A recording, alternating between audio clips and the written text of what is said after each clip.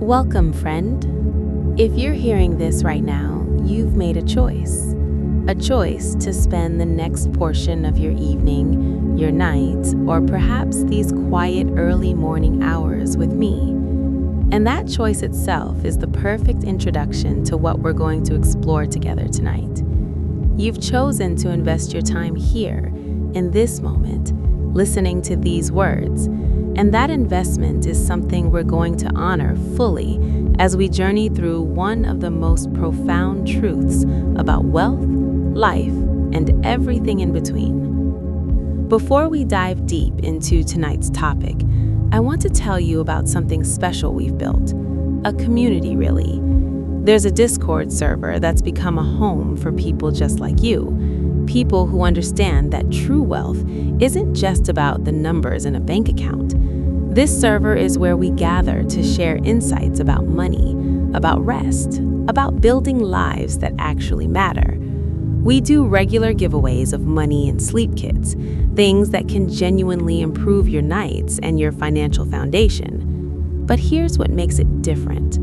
This community is also dedicated to something bigger than ourselves. We're focused on gathering donations to help the less privileged around the world, people who don't have the luxury of contemplating financial psychology because they're stuck in survival mode. When you join us there, you're not just getting resources for yourself, you're becoming part of a movement that recognizes our interconnectedness, that understands that true abundance grows when it's shared. The link is always available and you're always welcome. Now, let's settle in. Get comfortable wherever you are.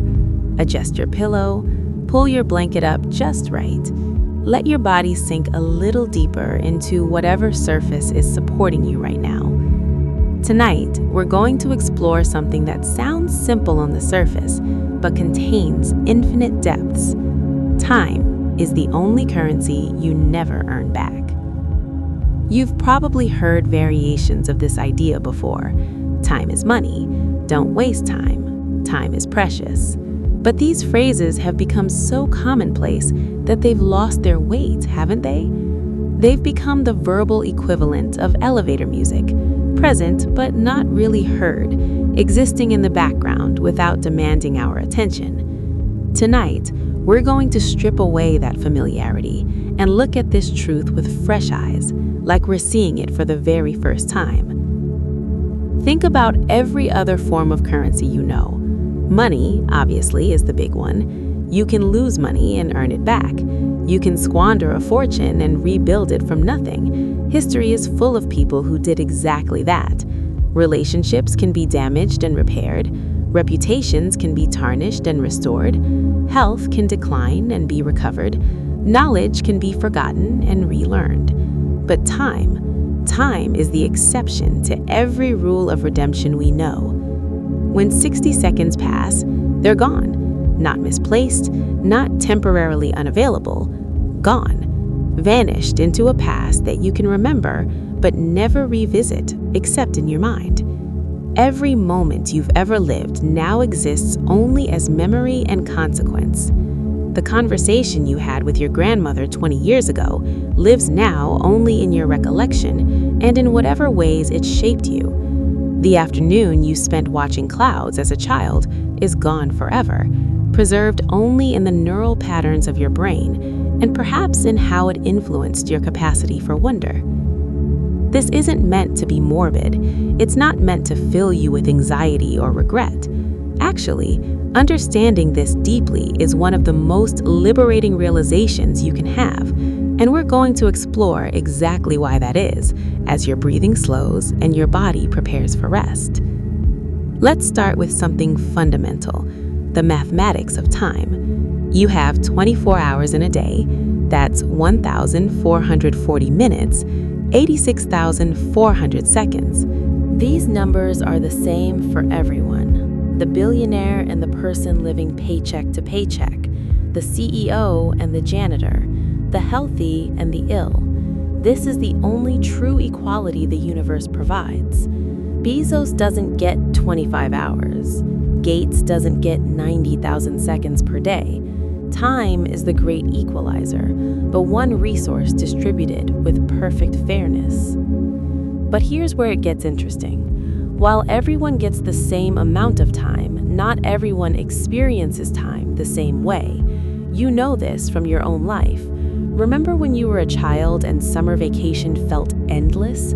3 months stretched out like a vast ocean of possibility. Now, as an adult, 3 months can vanish in what feels like a blink. Years seem to accelerate, decades blur together. There's actually a psychological explanation for this, and it has everything to do with novelty and proportion. When you're 5 years old, 1 year represents 20% of your entire life. It's a massive chunk of your existence. When you're 50, 1 year is just 2% of your life. Proportionately, it's smaller, so it feels faster. Additionally, children are constantly experiencing new things. Every day brings novel experiences, and your brain pays attention to novelty. It records it, processes it, creates rich memories around it. As adults, we fall into routines. We take the same route to work, we eat similar meals, we have predictable conversations. Our brain, efficient machine that it is, stops paying as much attention. It goes into autopilot. And when you're not paying attention, time seems to slip by unnoticed. This is your first major insight into the currency of time. The more present you are, the richer your experience of time becomes. It's like the difference between spending money consciously versus letting it drain away on subscriptions you forgot about and impulse purchases you don't remember making. Conscious spending of time makes it feel more abundant. Unconscious spending makes it disappear. Now let's connect this to money, because that's where this gets really fascinating. Our entire economic system is built on the exchange of time for money. You go to work, and fundamentally what you're selling is your time. Sure, you're selling your skills, your knowledge, your effort, but all of those things require time to deploy. When someone pays you a salary, they're purchasing hours of your life. They're buying segments of your finite existence. This is why the conversation about minimum wage is actually a conversation about the minimum value of human time. It's why retirement planning is really about purchasing back your time from the necessity of selling it. It's why passive income is so appealing, because it represents money that flows to you without requiring the direct exchange of your time for each dollar earned. Think about your own work. Let's say you make $50,000 a year. If you work a standard 40-hour week for 50 weeks, giving yourself 2 weeks of vacation, that's 2,000 hours. Your time in this arrangement is valued at $25 per hour. But here's the thing that most people never calculate. That's not actually the whole picture. To earn that money, you probably need to commute. Let's say that's an hour a day round trip. That's 5 extra hours per week, 250 hours per year. You also probably spend time getting ready for work, decompressing after work, and possibly doing additional work at home that isn't counted. When you factor in all time associated with your employment, your hourly rate might actually be $20 or less. Now, before you start feeling depressed about that, stay with me. Understanding the true exchange rate of your time for money is powerful information. It allows you to make better decisions. If you're making $20 an hour when all factors are included, and you're spending $10 per day on lunch out instead of packing food from home, you're working 30 minutes every single day just to pay for that convenience. That's 2.5 hours per week, over 100 hours per year, more than 2 full weeks of work time just for lunch. Let me paint you a picture. Imagine 2 people, both 25 years old. Person A makes $100,000 per year, but works 70 hours per week. They have little time for relationships, hobbies, health, or rest. Person B makes $50,000 per year, working 35 hours per week. They have time for deep friendships, for maintaining their health, for pursuing interests that bring them joy, for adequate sleep. Now, conventional wisdom says person A is winning. They're earning twice as much. They're successful. But let's do the real math. Person A is selling 3,640 hours per year, 70 hours times 52 weeks. Person B is selling 1,820 hours per year, 35 hours times 52 weeks. Person A is selling literally twice as much of their life. When person A retires at 65 with, let's say, $4 million saved, they'll have approximately 20 years of life expectancy remaining, if they're lucky and healthy. That's 175,200 hours, but they've already spent 145,600 hours, more than 16 years of work to accumulate that money. They've traded 16 years of their youth and middle age for financial security in their final years. Person B, retiring at the same age with half the savings, will have the same 175,200 hours remaining, but they spent only 72,800 hours working, about 8 years. They had an extra 8 years worth of time during their youth and middle age to build relationships, create memories, develop as a person, experience life. Which person is actually wealthier? The answer isn't obvious, is it? It depends entirely on what you value, and that's the point. There's no objectively correct answer. There's only the answer that's correct for you, based on your values, your desires, your vision of a life well lived. But you can only make that choice consciously if you understand what you're trading. Most people never do this calculation. They simply accept whatever trade is offered. They take the job that pays the most, regardless of the time cost. They optimize for dollars without considering the denominator, hours of life spent. Here's something that will shift your perspective. Every purchase you make with money is actually a purchase made with time. When you buy something for $100, you're not really paying $100. You're paying the hours of your life it took you to earn that $100. If you earn $20 per hour, all factors considered, a $100 purchase costs you 5 hours of your life. A $30,000 car costs you 1,500 hours, nearly a full year of work weeks. Viewed this way, spending decisions become more weighty, don't they? That luxury item isn't just expensive in dollars, it's expensive in the hours of your finite life you'll never get back. This isn't meant to make you feel guilty about spending, it's meant to make you intentional about it. Some purchases are absolutely worth significant chunks of your life.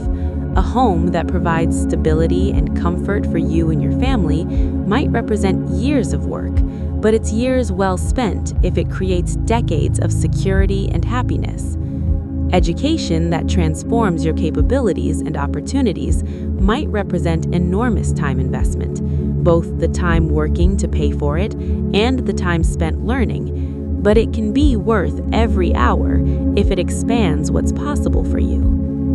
Other purchases represent time squandered, the clothes you never wear, still tagged in your closet, the gym membership you don't use, the expensive hobby equipment gathering dust, the subscription services you forgot you had. These represent hours of your life sold for nothing of lasting value. Again, I'm not here to judge, I'm here to illuminate, because when you see clearly, you choose differently. And when you choose differently, your life becomes different. Let's talk about something uncomfortable, the illusion of future time. We all operate under the assumption that we'll have more time later. I'll travel when I retire. I'll learn that instrument eventually. I'll reconnect with old friends sometime. I'll start taking care of my health when things slow down. We treat time like it's an unlimited resource that we just haven't accessed yet.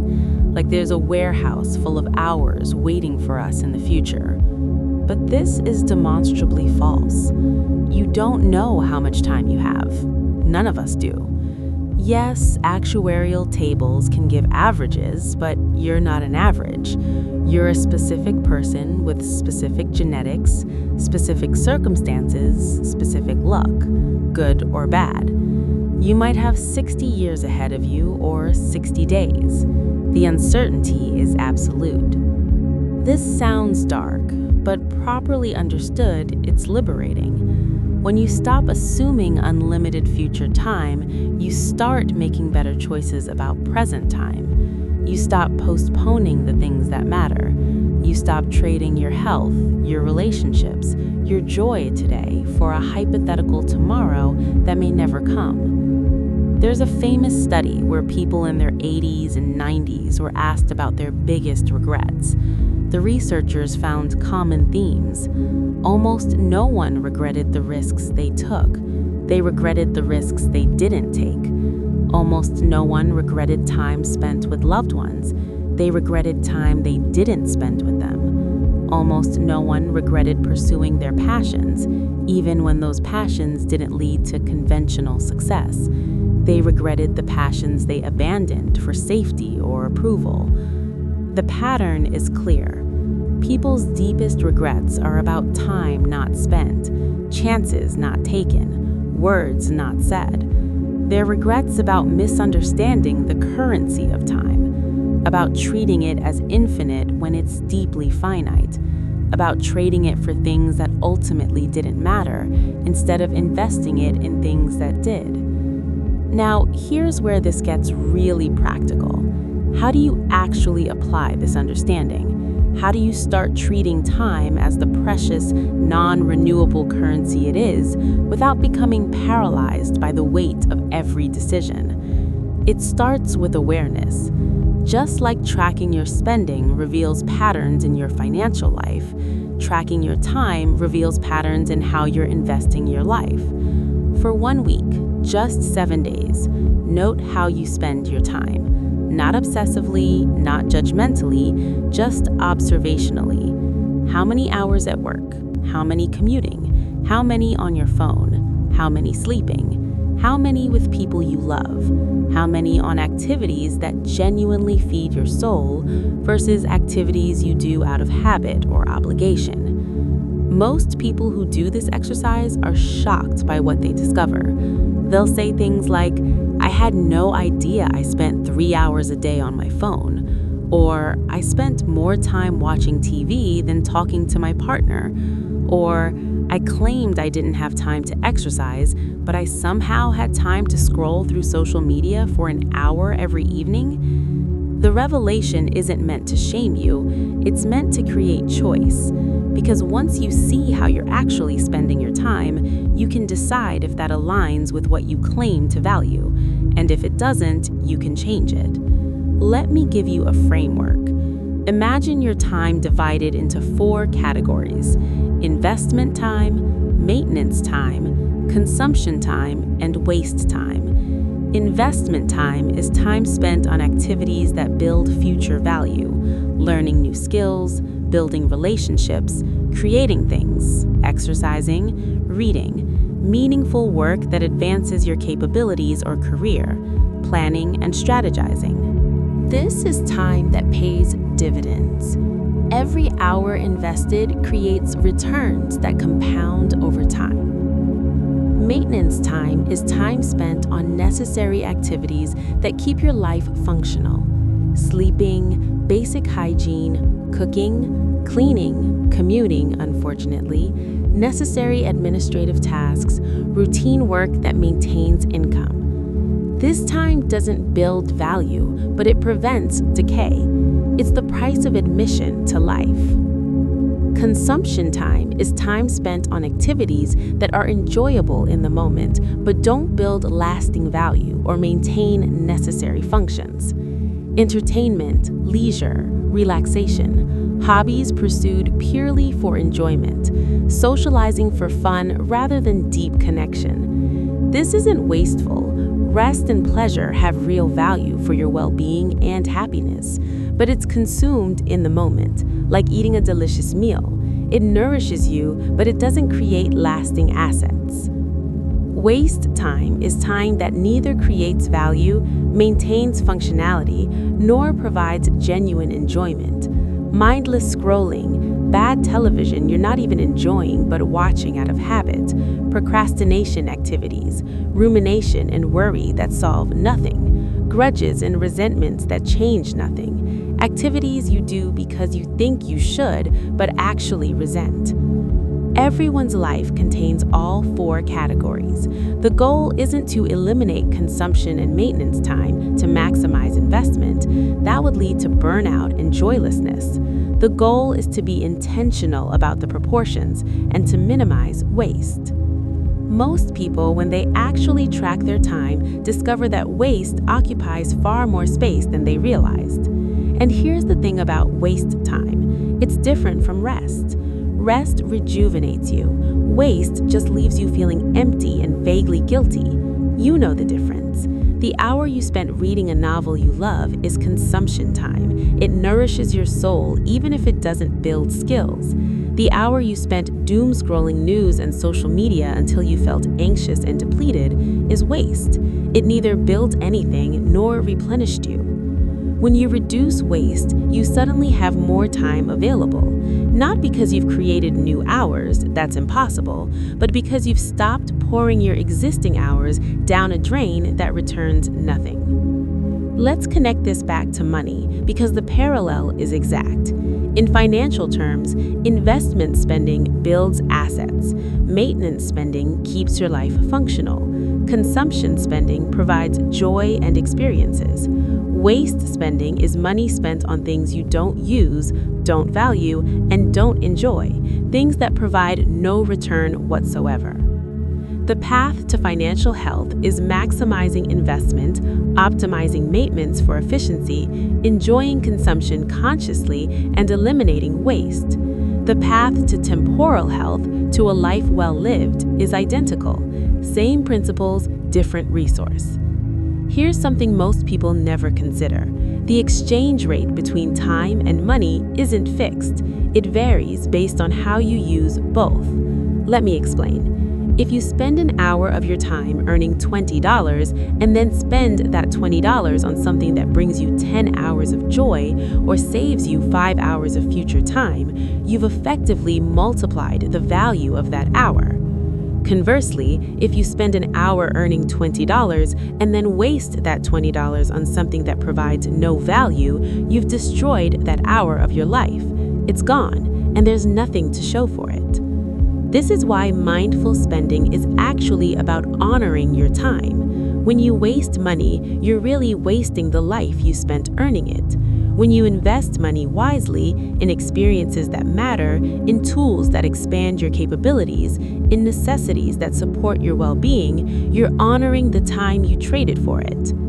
There's a concept I want to introduce here: time affluence. We talk a lot about financial affluence, having more money than you need for your expenses, but time affluence is about having more time than you need for your obligations.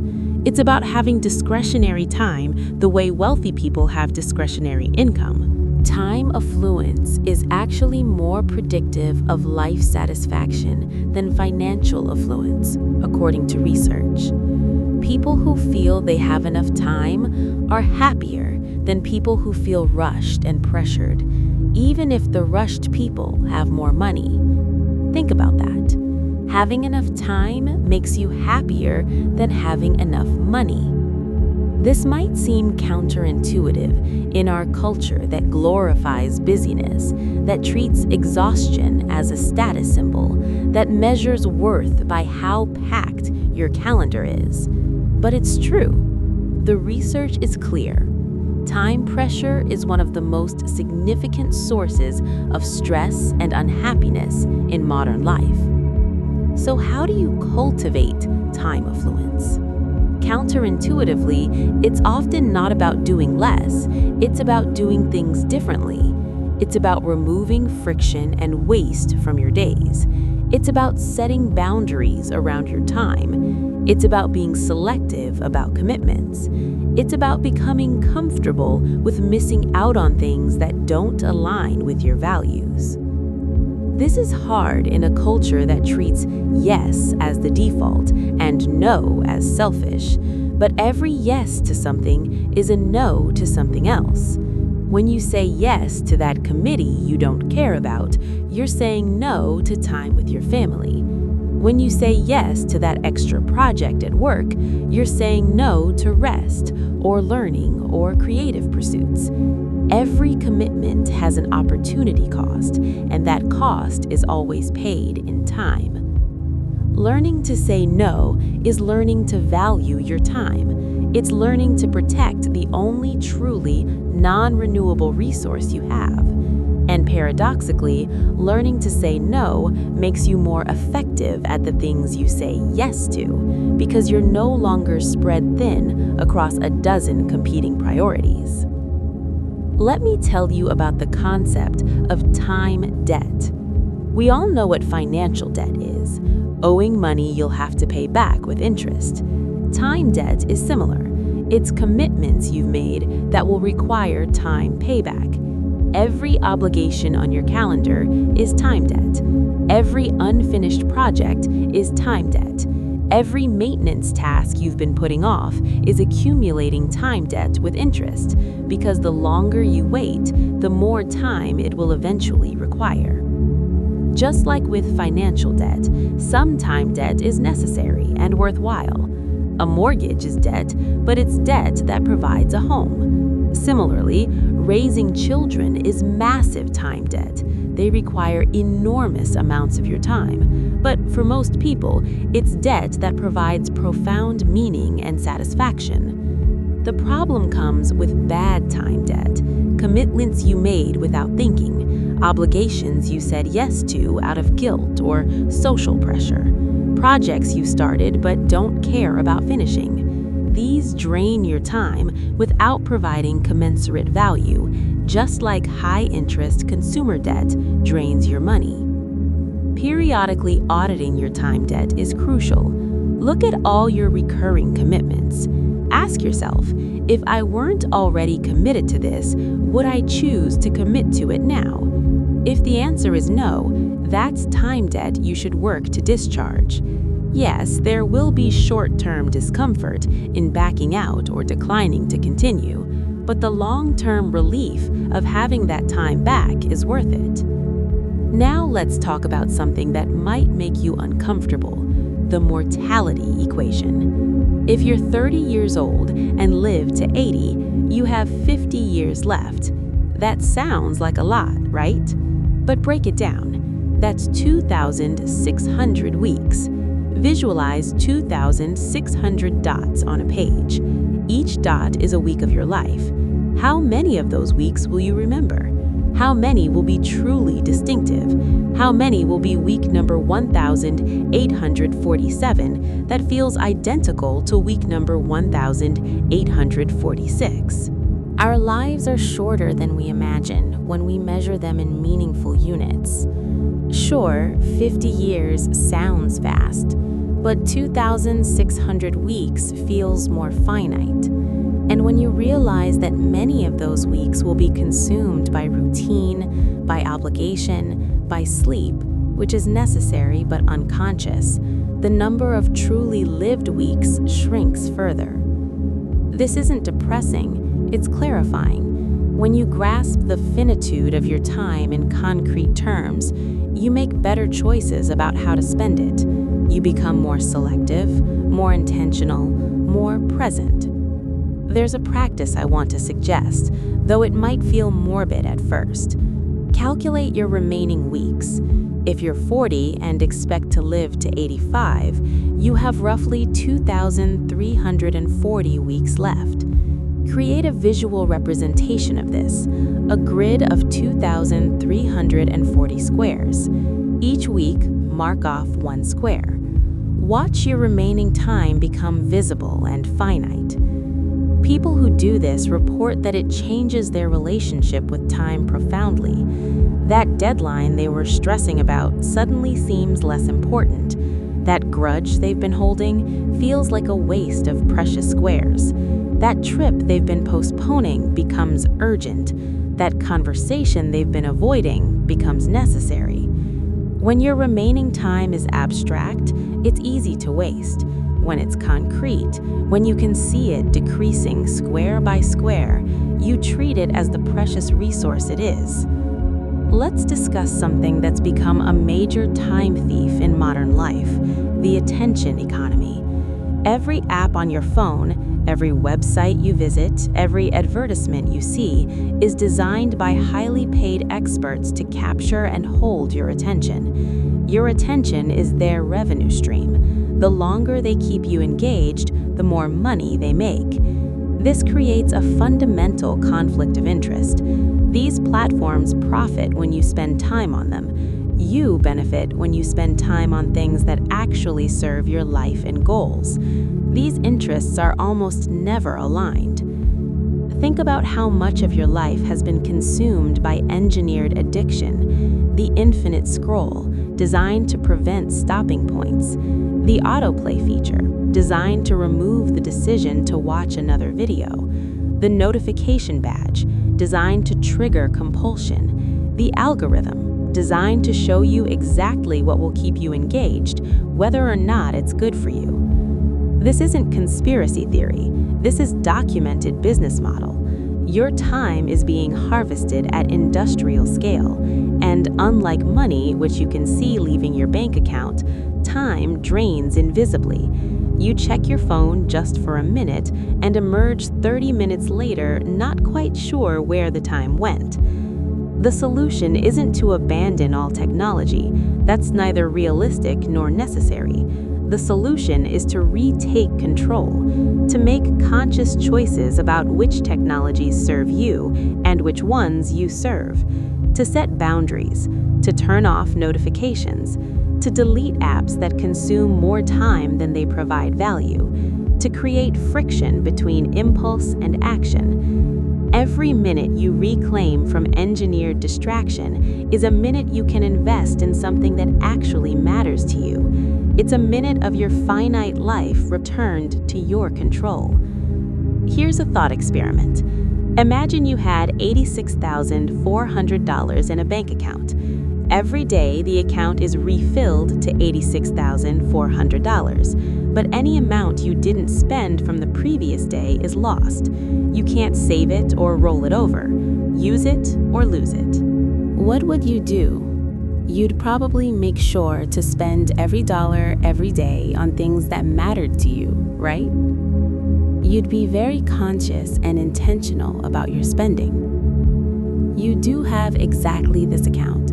It's called time. Every day you get 86,400 seconds. Whatever you don't use meaningfully is lost forever. You can't save it. You can't roll it over. Tomorrow, you'll get another 86,400 seconds, but today's seconds are gone. Yet, most people are far more careful with their money than with their time. They'll drive across town to save $5 on a purchase, but won't think twice about spending an hour on something that provides no value. They'll budget every dollar, but let hours disappear into the void uncounted and unmourned. What would change if you treated your daily allotment of seconds with the same care you treat money? If you asked before each activity, "Is this worth the seconds I'm spending?" what would you do differently? Let's talk about the concept of time horizons. This is the time frame across which you think about consequences. Some people have very short time horizons. They think in terms of today, this week, maybe this month. Other people have long time horizons. They think in terms of years or decades. Your time horizon dramatically affects your choices. Someone with a short time horizon chooses immediate pleasure over delayed benefit almost every time. Someone with a long time horizon is willing to accept short-term discomfort for long-term gain. Neither is inherently right or wrong, but they create very different lives. Short time horizons create lives of immediate gratification, but long-term struggle. long time horizons create lives of delayed gratification but eventual abundance, not just financially, but in terms of capability, relationships, health, achievement. Here's what's interesting. You can consciously extend your time horizon. You can practice thinking longer term, and when you do, you naturally start making better choices about how you spend both your time and your money. One technique is temporal distancing. Before making a decision, imagine yourself 10 years in the future looking back at this moment. What would future you wish you had chosen? What choice would future you be grateful for? What would future you regret? This isn't about living for the future at the expense of the present. It's about making present choices that your future self will thank you for. It's about recognizing that you're not just living in this moment, you're creating the conditions for all your future moments. Every choice you make is a gift or a burden to your future self. When you exercise today, you're giving your future self health. When you learn something today, you're giving your future self capability. When you save money today, you're giving your future self options. When you nurture a relationship today, you're giving your future self connection. Conversely, when you neglect your health, avoid learning, squander money, or damage relationships, you're burdening your future self with the consequences. You're creating problems that future you will have to solve, often at much higher cost than addressing them now would require. This is the essence of treating time as currency. You're constantly exchanging present time for future consequences. The question is whether you're making that exchange consciously and wisely. Let's explore a different angle, the relationship between time and identity. You are, in a very real sense, what you spend your time on. If you spend most of your time at work, you become primarily a worker. If you spend most of your time consuming media, you become primarily a consumer. If you spend most of your time creating, you become a creator. If you spend most of your time with your family, you become primarily a family member. This isn't metaphorical. Your brain literally rewires itself based on what you repeatedly do. Neuroplasticity means that your repeated behaviors shape your neural pathways, which shape your thoughts, which shape your identity. So when you spend your time, you're not just using up hours, you're sculpting who you become. Every hour spent is an hour of becoming. The question is, are you becoming who you want to be? Most people never ask this question consciously. They let their time get allocated by default, by obligation, by habit, by what's easy or immediately gratifying, and then wonder why they feel like they've become someone they don't recognize, living a life that doesn't feel like theirs. Your life is not something that happens to you. It's something you create, hour by hour, choice by choice. And the primary tool of creation is how you allocate your time. Think about someone you admire. It could be someone famous or someone in your life. What qualities do they have that you respect? Now think about how they spend their time. Those qualities aren't coincidental. They're the result of how time was invested over years or decades. If you admire someone's wisdom, they've spent thousands of hours reading, thinking, experiencing, and reflecting. If you admire someone's skill, they've spent thousands of hours practicing. If you admire someone's compassion, they've spent thousands of hours in service to others. If you admire someone's creativity, they've spent thousands of hours creating. There's no version of admirable qualities that doesn't involve significant time investment, which means if you want to develop certain qualities, you need to invest time in the activities that cultivate those qualities. This seems obvious, but most people never make the connection explicit. They want to be wise but don't read. They want to be skilled but don't practice. They want to be compassionate but don't serve. They want to be creative but don't create. The gap between who you are and who you want to be is bridged by how you spend your time. That's it. That's the mechanism. There's no shortcut, no hack, no secret. just the patient, persistent allocation of hours toward becoming. This brings us to something crucial: the difference between time spent and time invested. Not all hours are equal. An hour can be merely spent, consumed, used up, gone, or it can be invested, used in ways that create returns. The difference is intention and attention. An hour scrolling mindlessly is spent. An hour reading something that expands your understanding is invested. An hour in distracted conversation is spent. An hour in deep connection is invested. An hour of busy work is spent. An hour of meaningful work is invested. Same time allocation, completely different results. The currency isn't just the hours, it's the quality of presence and purpose you bring to those hours. This is why someone who seems to have less time can accomplish more than someone who has more time. They're not using time more efficiently in some mechanical sense. They're investing it more effectively. They're bringing higher quality attention and intention to their hours. You can double the value of your time without getting more hours. You do it by increasing the quality of your presence and the intentionality of your focus. This is a skill that can be developed like any other skill. It requires practice. It requires noticing when you've drifted into low-quality time usage and gently redirecting yourself.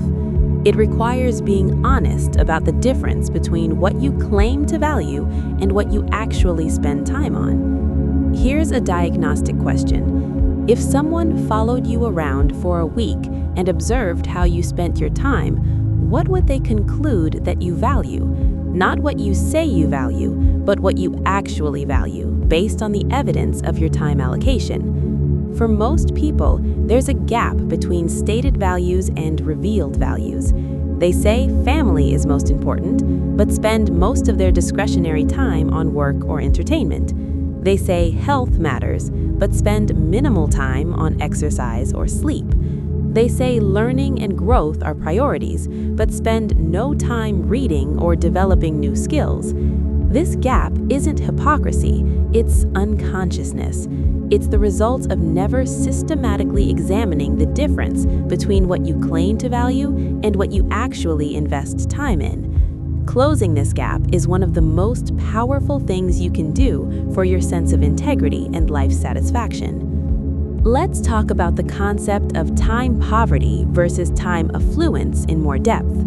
Time poverty is feeling like you never have enough time. It's the sense of being constantly rushed, constantly behind, constantly choosing between important things because you can't do all of them. Time affluence is the opposite.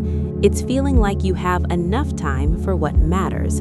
It's not about having no obligations or infinite free time. It's about feeling that your time is sufficient for the things you value. Interestingly, time poverty and time affluence aren't primarily about how many hours you have. They're about the relationship between your obligations and your capacity. Someone with a 60-hour work week might feel time affluent if that work is meaningful and their other obligations are manageable. Someone with a 30-hour work week might feel time poor if they're overwhelmed by other commitments and responsibilities.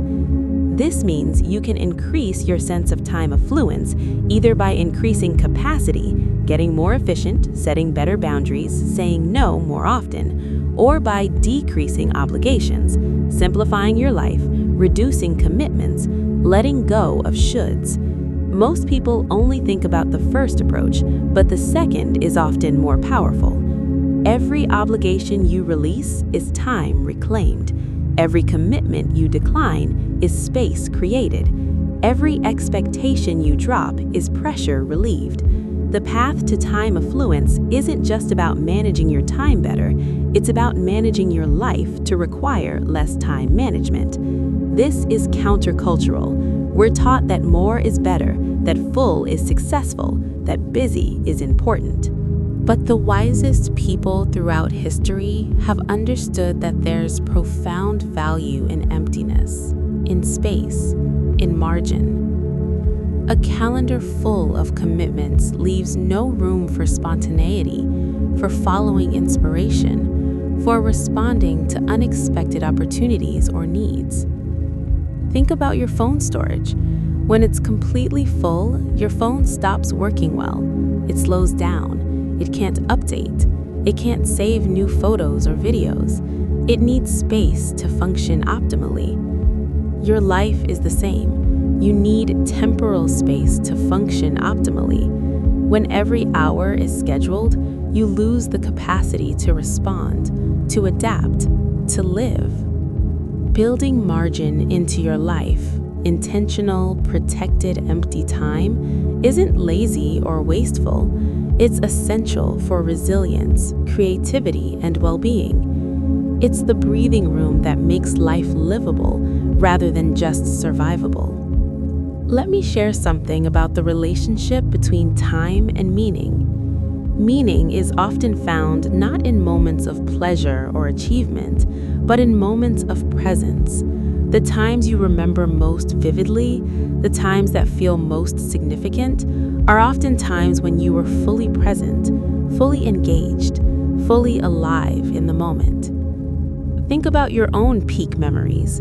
Chances are they're not times when you were multitasking or distracted. They're times when you were absorbed in an experience, in a connection, in an activity. Times when time seemed to stop because you were so completely in the moment. This state, sometimes called flow, is characterized by complete absorption in an optimally challenging activity. Time seems to disappear. Self-consciousness vanishes. You're not thinking about the past or the future. You're entirely here, entirely now. These flow experiences are some of the most satisfying states humans can experience, and they're only possible when you give your full attention to something, which means not fragmenting your time and attention across multiple competing demands. Our modern tendency toward constant partial attention, always doing multiple things simultaneously, always keeping one eye on our phone, always half present, makes flow nearly impossible. We're never fully anywhere. We're always slightly elsewhere, slightly distracted, slightly removed from the present moment. The cost of this is that we can spend hours or even days in activities and retain almost nothing. The time passes, but it doesn't accumulate into memory or meaning because we were never fully there to experience it. Contrast this with an hour of complete presence. That hour might be more memorable, more meaningful, more satisfying than an entire day of distracted, partial attention. The quality of your presence determines the quality of your experience, regardless of what you're doing. This is why meditation has become so popular despite our cultural obsession with productivity. People are starving for presence, for the experience of being fully here, fully now, not because it accomplishes anything, but because it feels like actually living rather than just passing time. You can bring this quality of presence to anything. Washing dishes with full attention is more satisfying than washing dishes while mentally rehearsing tomorrow's presentation. Eating a meal with full presence is more nourishing than eating while scrolling through your phone. Conversation with full attention creates connection. Conversation while distracted creates loneliness, even in company. The currency of time becomes more valuable when you're fully present to spend it. Distracted time is like counterfeit currency. It looks like you're spending time, but you're not really getting the value. Now, let's address something difficult: the time we've already lost. Everyone has regrets about time spent poorly, relationships neglected, opportunities missed, years wasted in jobs or situations that didn't serve us, periods lost to addiction or depression, or just drifting through life unconsciously. These regrets can be heavy. You can't earn that time back. it's gone. So what do you do with that? First, you grieve it if you need to. It's okay to feel sadness about time lost. That's a natural response to loss, and time lost is real loss. But then you do something crucial. You use that regret as fuel for better choices now. The time you lost is gone, but the time you have remaining is still yours to invest. Every moment you spend in regret about the past is another moment lost to rumination rather than reclaimed for living. This isn't about toxic positivity or pretending losses don't matter. It's about recognizing that you can't change the past, but you can change what you do next. The only power you have is over this moment and the choices you make in it. Many people spend years regretting time wasted, which means they're wasting additional time on regret. They're compounding the loss. The antidote is radical acceptance of the past, combined with radical responsibility for the present. Yes, you wasted 10 years in a job you hated. That's real. That's sad. And now what? You can waste the next 10 years wishing the last 10 were different, or you can make the next 10 count. You can't redeem lost time, but you can prevent losing more time to regret about it. This is where forgiveness comes in, primarily self-forgiveness. You made choices with the understanding you had at the time. Those choices may have been suboptimal, even self-destructive, but they're in the past. Continuing to punish yourself with regret doesn't change anything. It just adds suffering to loss. The most honoring thing you can do for the time you've lost is to treat the time you have left as precious, to learn from past mistakes without being imprisoned by them, to let the cost of past poor choices inform better current choices without letting guilt about the past contaminate the present. Let's talk about time and relationships, because this is where time as currency becomes most poignant. The people you love are also operating on finite time. The moments you have with them are numbered, whether you know the number or not. This is particularly acute with parents or elderly relatives. If your parent is 75 and you see them twice a year for a few days each visit, and they live to 85, you have about 20 more visits with them. 20.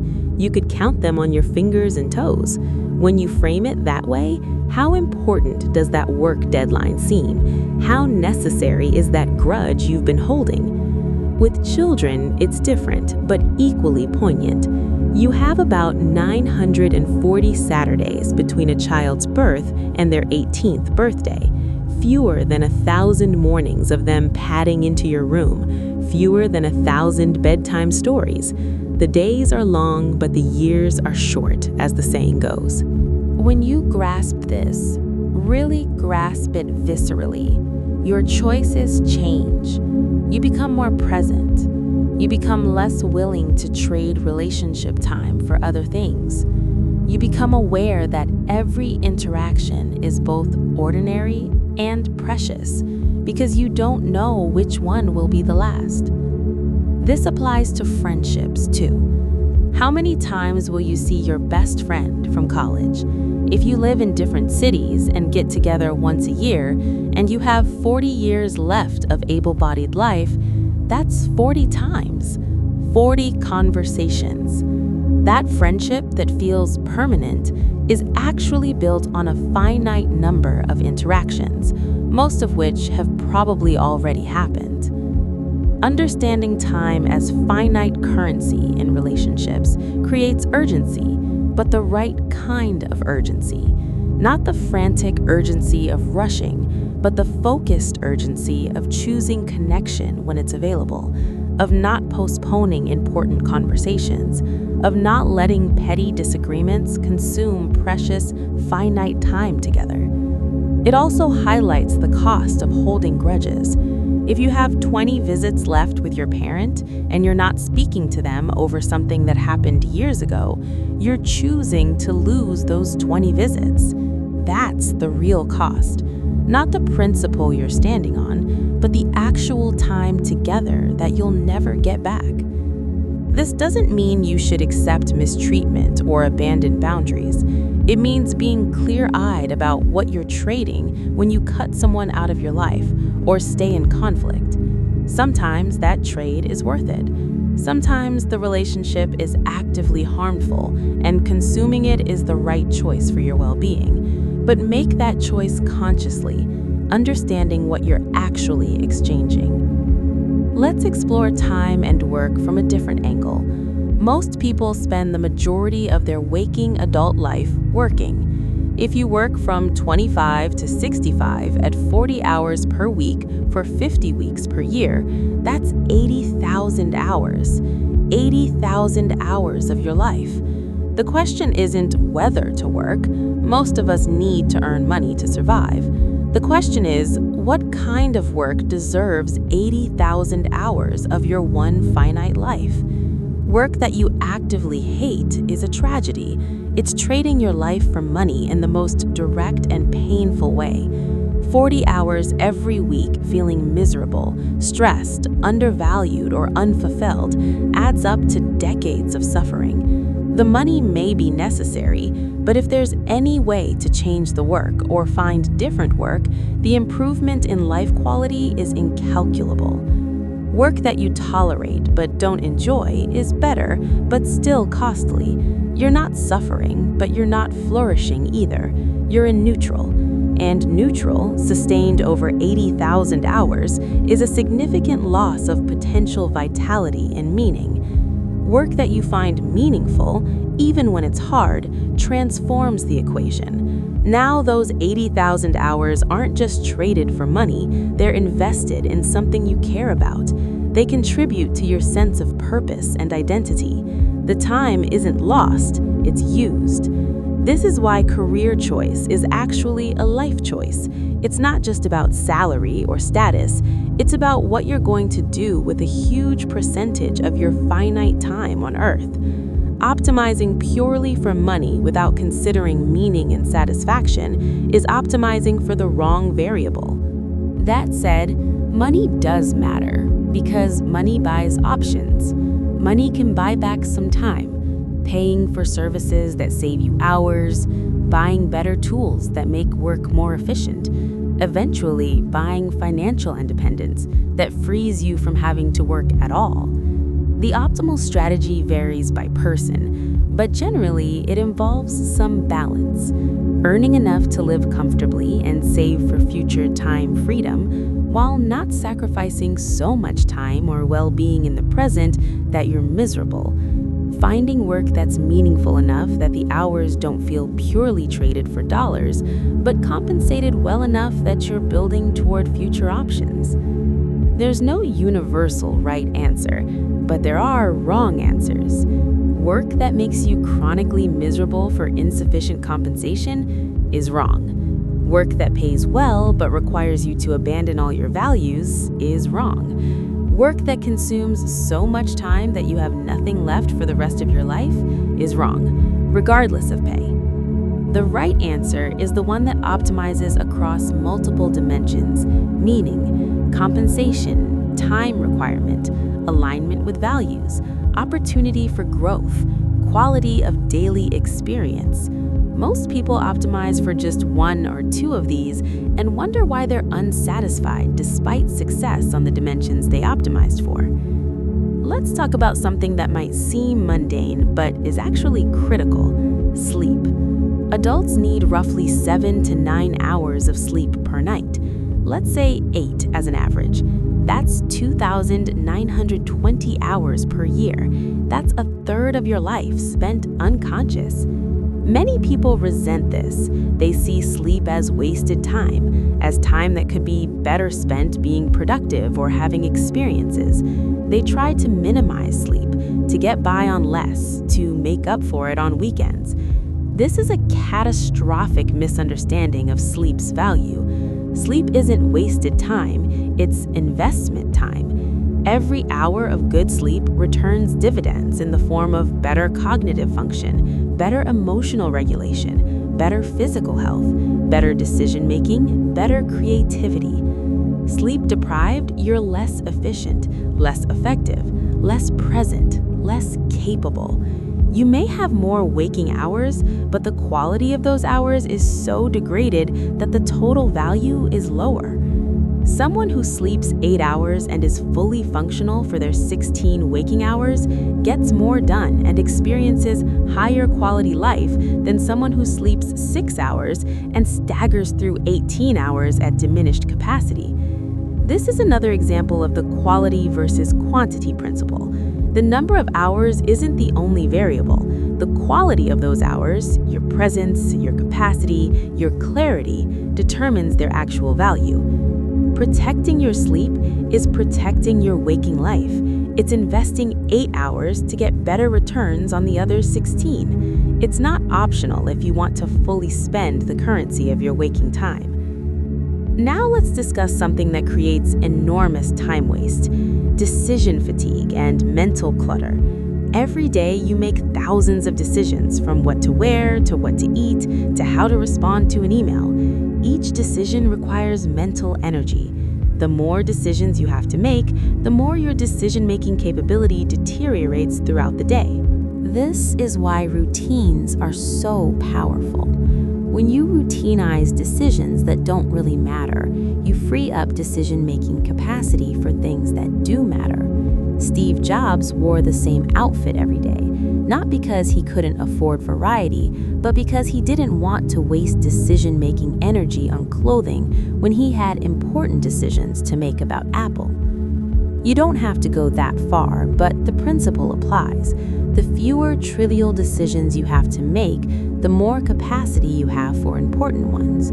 The more you can systematize and routinize the mundane aspects of life, the more mental space you have for what matters.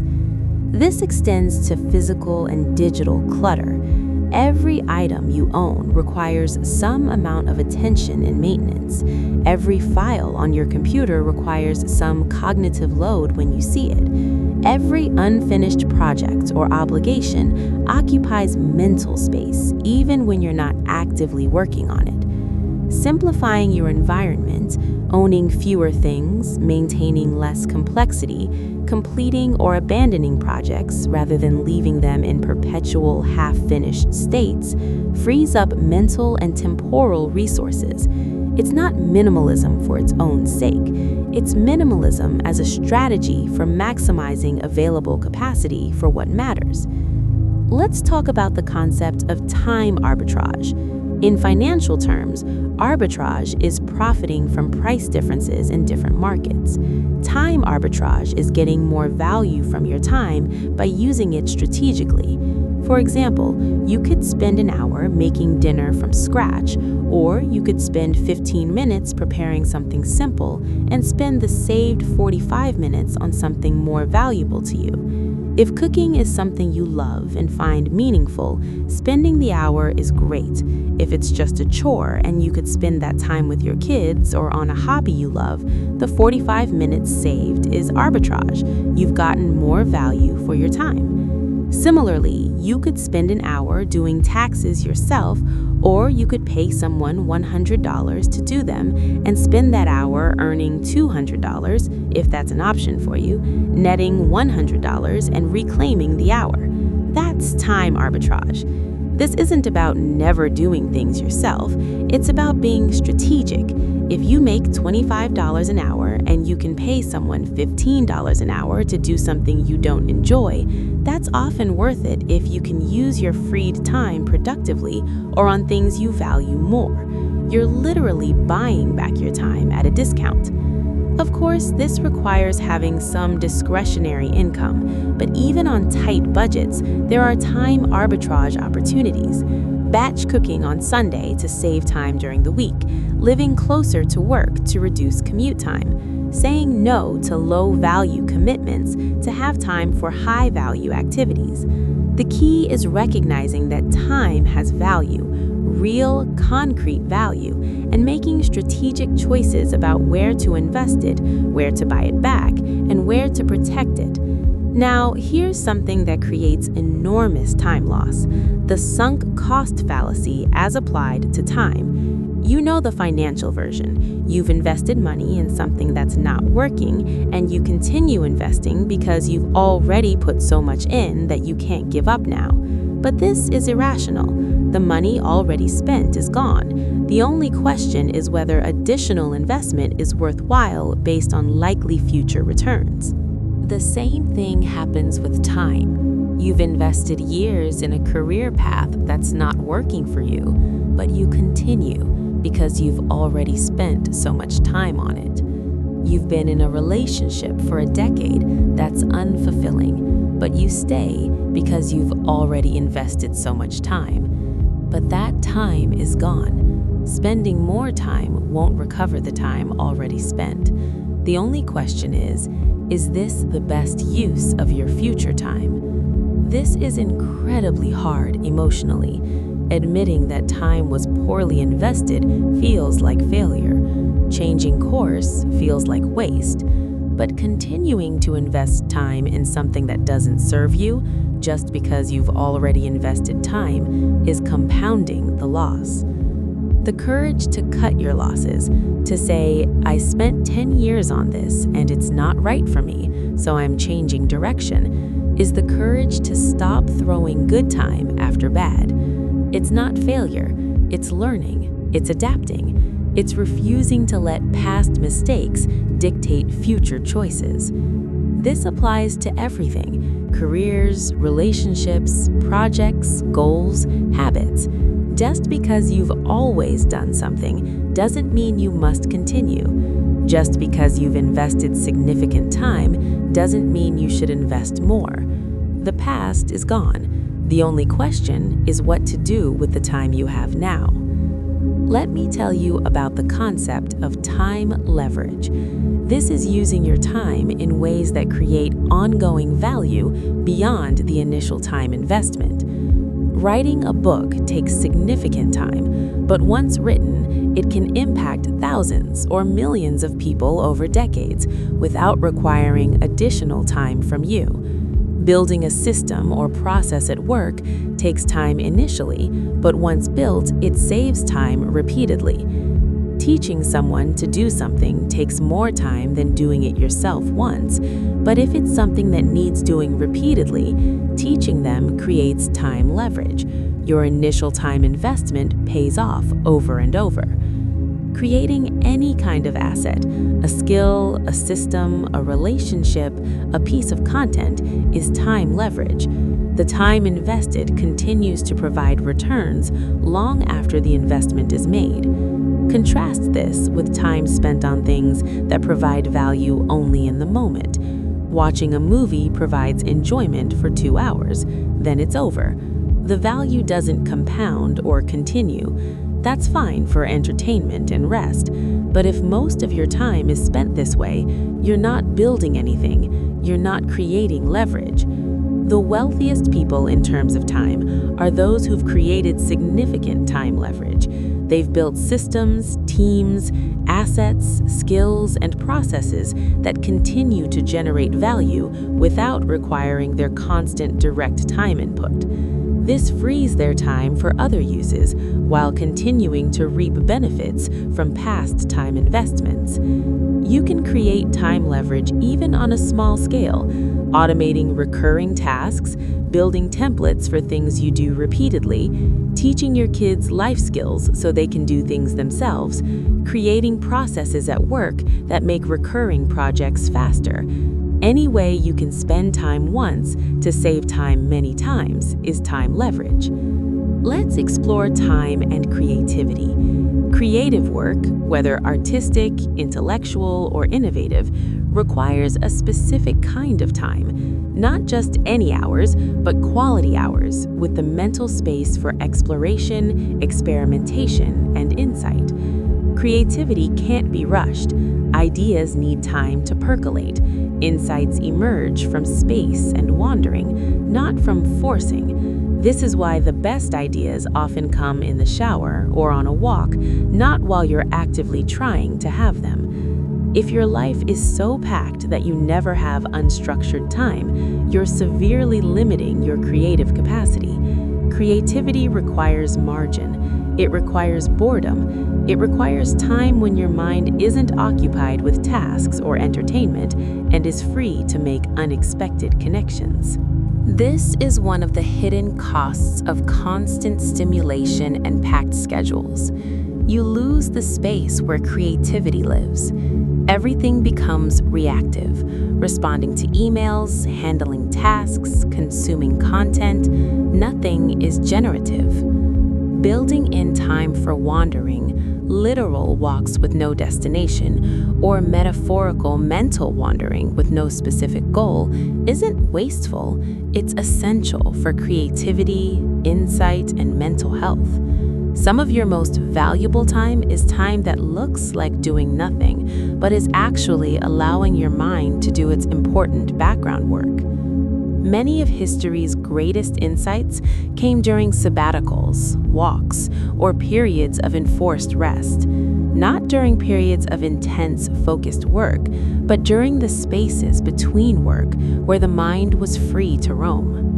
If you want to be creative, solve complex problems, or have insights, you need to protect time for apparent non-doing. This feels difficult in a culture that measures value by visible productivity, but it's crucial. Now, let's address something painful: the acceleration of time as you age. This is real and researched. Time genuinely feels like it speeds up as you get older. Years that felt endless in childhood whiz by in adulthood. Part of this is proportional, as mentioned earlier, but part is about novelty and attention. Children are constantly encountering new experiences, which makes time feel rich and full. Adults, in routine, encounter little novelty, which makes time blur together. The antidote is intentional novelty. Seek new experiences regularly.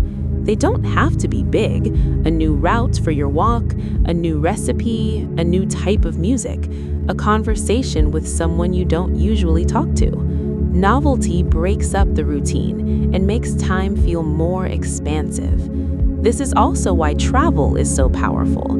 A week of travel in a new place often feels longer and more memorable than a month of routine at home. You're constantly encountering novelty, which makes your brain pay attention, which creates rich memories, which makes time feel fuller.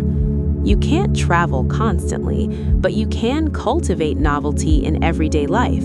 You can intentionally break routines, try new things, stay curious and open to new experiences. This doesn't just make life more interesting, it literally makes time feel more abundant. The alternative is watching years blend together into an undifferentiated mass, wondering where the time went. The time went because you weren't present for it. You were on autopilot, and autopilot doesn't create memories or meaning. Let's talk about time and technology more deeply. Technology is simultaneously the greatest time saver and the greatest time waster humanity has ever invented. The same smartphone that lets you navigate efficiently, communicate instantly, and access all human knowledge also contains infinite distraction designed to consume as much of your attention as possible. The question isn't whether to use technology, but how to use it as a tool rather than being used by it. This requires setting boundaries and being intentional. Some suggestions: turn off all non-essential notifications. Every notification is an interruption, a pull on your attention, a disruption of flow and presence. The vast majority aren't urgent or important. Turn them off and check apps when you choose, not when they demand.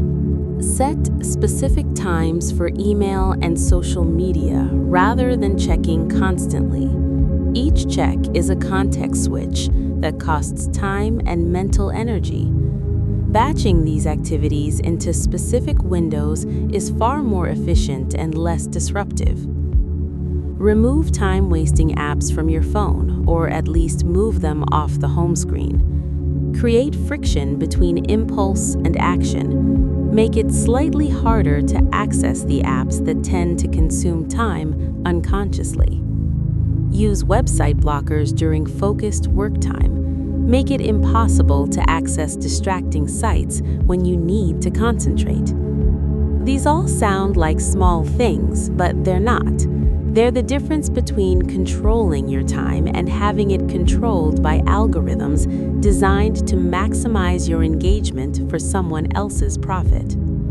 Your attention is your life, literally. Whatever has your attention has your life in that moment. Protecting your attention is protecting your life. This requires active measures because the default, constant accessibility, constant stimulation, constant distraction, is engineered to consume maximum attention. Let's discuss time and learning. Learning something new, a language, an instrument, a skill, requires significant time investment, thousands of hours to achieve proficiency in most domains. This can feel discouraging. I'd love to learn Spanish, but it would take years. But here's the thing. Those years are going to pass regardless. You'll be years older whether you spend that time learning Spanish or not. The question is, do you want to be years older and fluent in Spanish, or years older and still wishing you spoke Spanish? This applies to any long-term goal. Starting seems daunting because the time required seems vast, but the time will pass anyway. The only question is how you'll use it. This is another manifestation of understanding time as currency. You're going to spend the next 5 years somehow. What do you want to have at the end of those 5 years? What capabilities, relationships, accomplishments, experiences? You can have those things, but only if you start investing time toward them now. Procrastination is often rooted in overwhelm at the total time required. But you don't have to invest the total time at once, you just have to start. 15 minutes a day on something compounds into remarkable results over years. The compound interest of small, consistent time investments is staggering. 15 minutes of language practice per day is 91 hours per year, 455 hours over 5 years. That's enough to achieve basic conversational fluency in most languages. 15 minutes. What could you achieve with just 15 minutes per day consistently invested in something that matters to you? What would you have in 5 years that you don't have now? The answer is anything achievable through accumulated effort rather than talent or luck. Most worthwhile things fall into this category. Now, let's address time and mortality more directly. This might feel heavy, but it's important. Every moment is a moment closer to death. This isn't morbid, it's factual. Your remaining time is always decreasing, never increasing. Some people find this thought depressing, others find it clarifying. The clarifying response is healthier. When you grasp that your time is limited, you take it seriously. You don't waste it on things that don't matter. You don't postpone the things that do.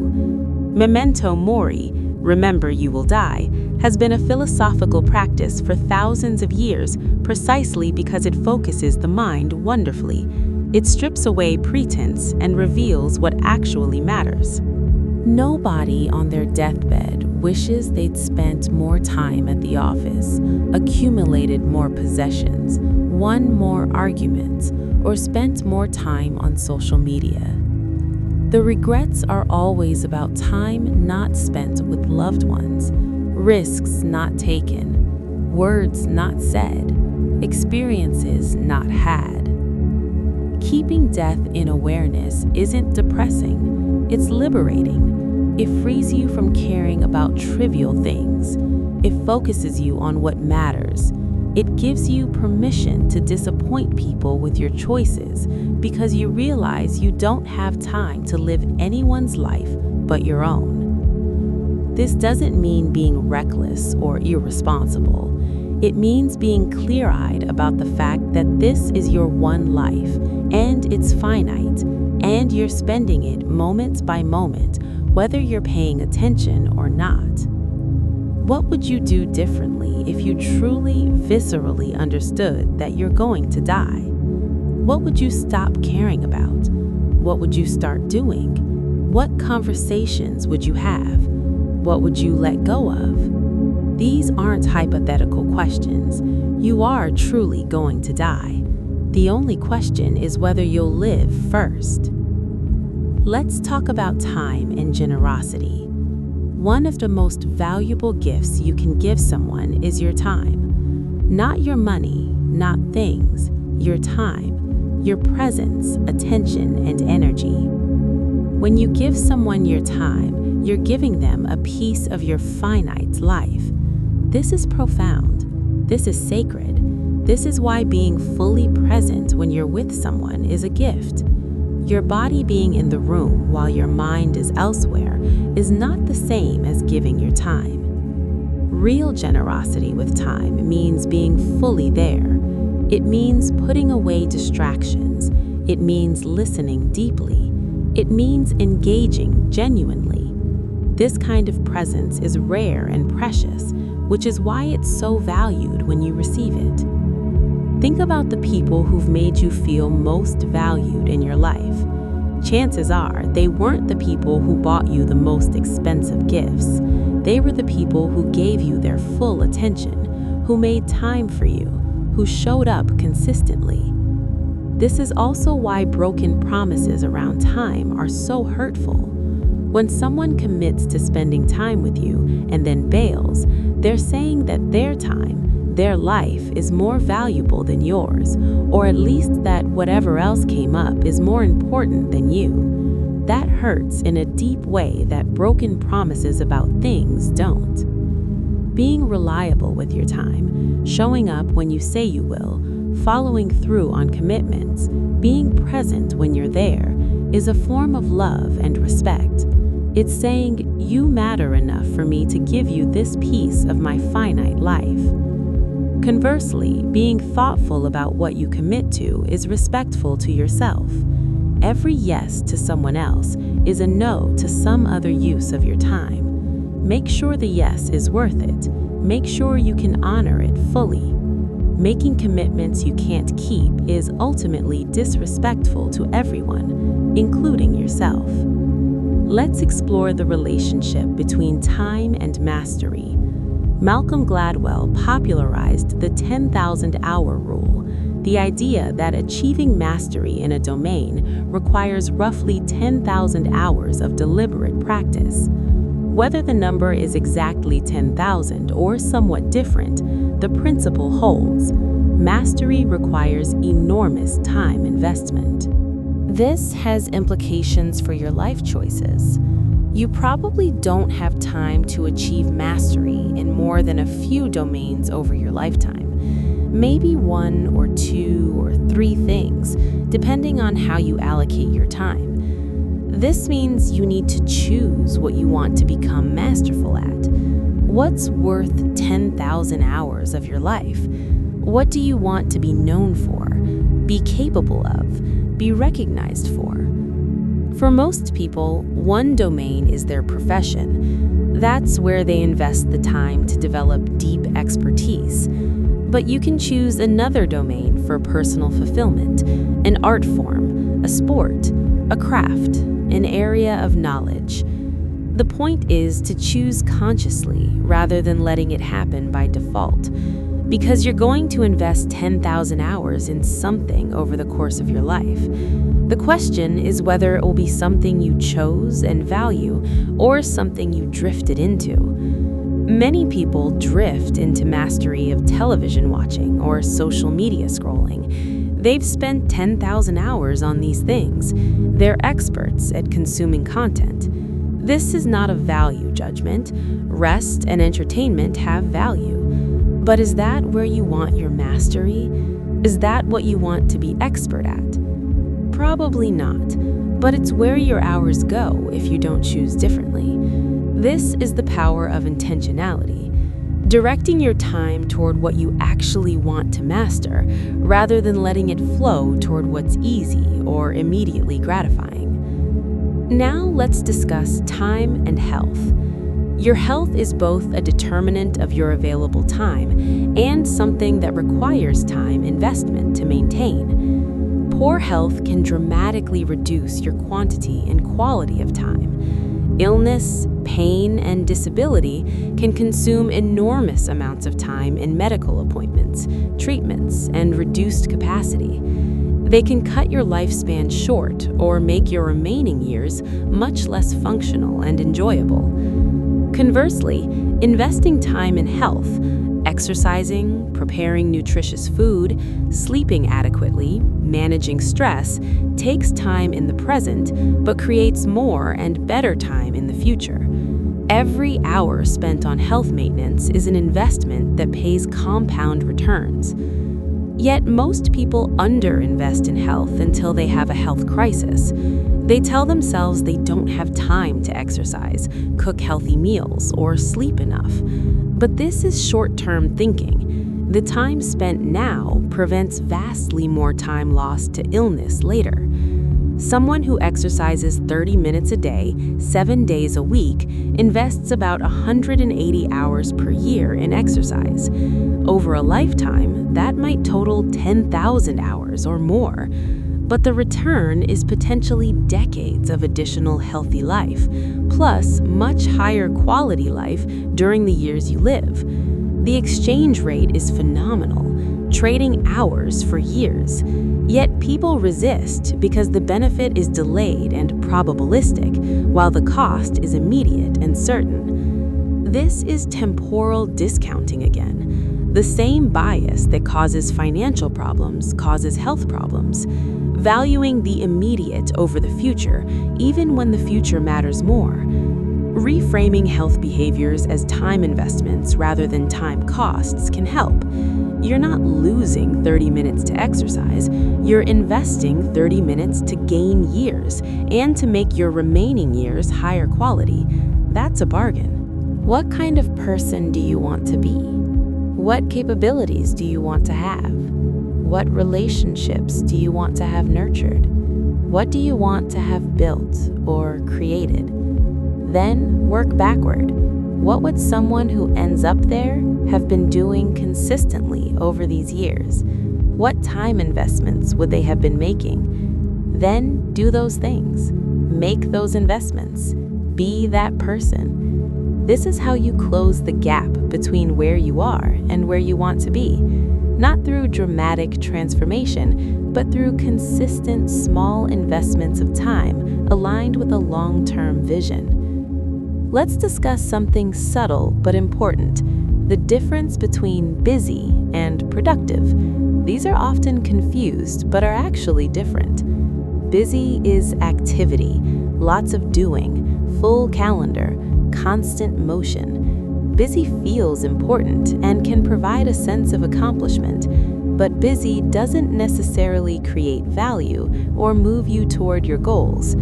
Productive is creating value or progress toward what matters. Productive can look busy, but it can also look like sitting quietly and thinking. It's defined not by activity level, but by results that matter. Our culture glorifies busy. Being busy is a status symbol. When someone asks how you are, busy is the expected answer, almost a humble brag. But busy for its own sake is just another way to waste time. It just looks more impressive than scrolling social media. The question isn't, am I busy? It's, am I making progress on things that matter? Those are very different questions. You can be extremely busy and completely unproductive. Lots of emails, meetings, tasks, but nothing that actually moves the needle on your important goals. You can also be relatively unbusy, but highly productive, focused time on the few things that create most of the value. Learning to distinguish between these and prioritizing productivity over busyness is crucial. It often means doing less but better. It means saying no to most things to say yes to the few things that really matter. It means tolerating the discomfort of a less full calendar in exchange for actual progress. This connects to the Pareto principle. Roughly 20% of your activities create 80% of your results. The question is whether you're spending most of your time on the 20% productive or the 80% busy but less productive 80%. Most people spend most of their time on the 80%, things that feel necessary or urgent but don't actually create much value. Identifying and focusing on the 20% is how you become productive rather than just busy. Now, let's talk about something that might be uncomfortable: the time cost of your stuff.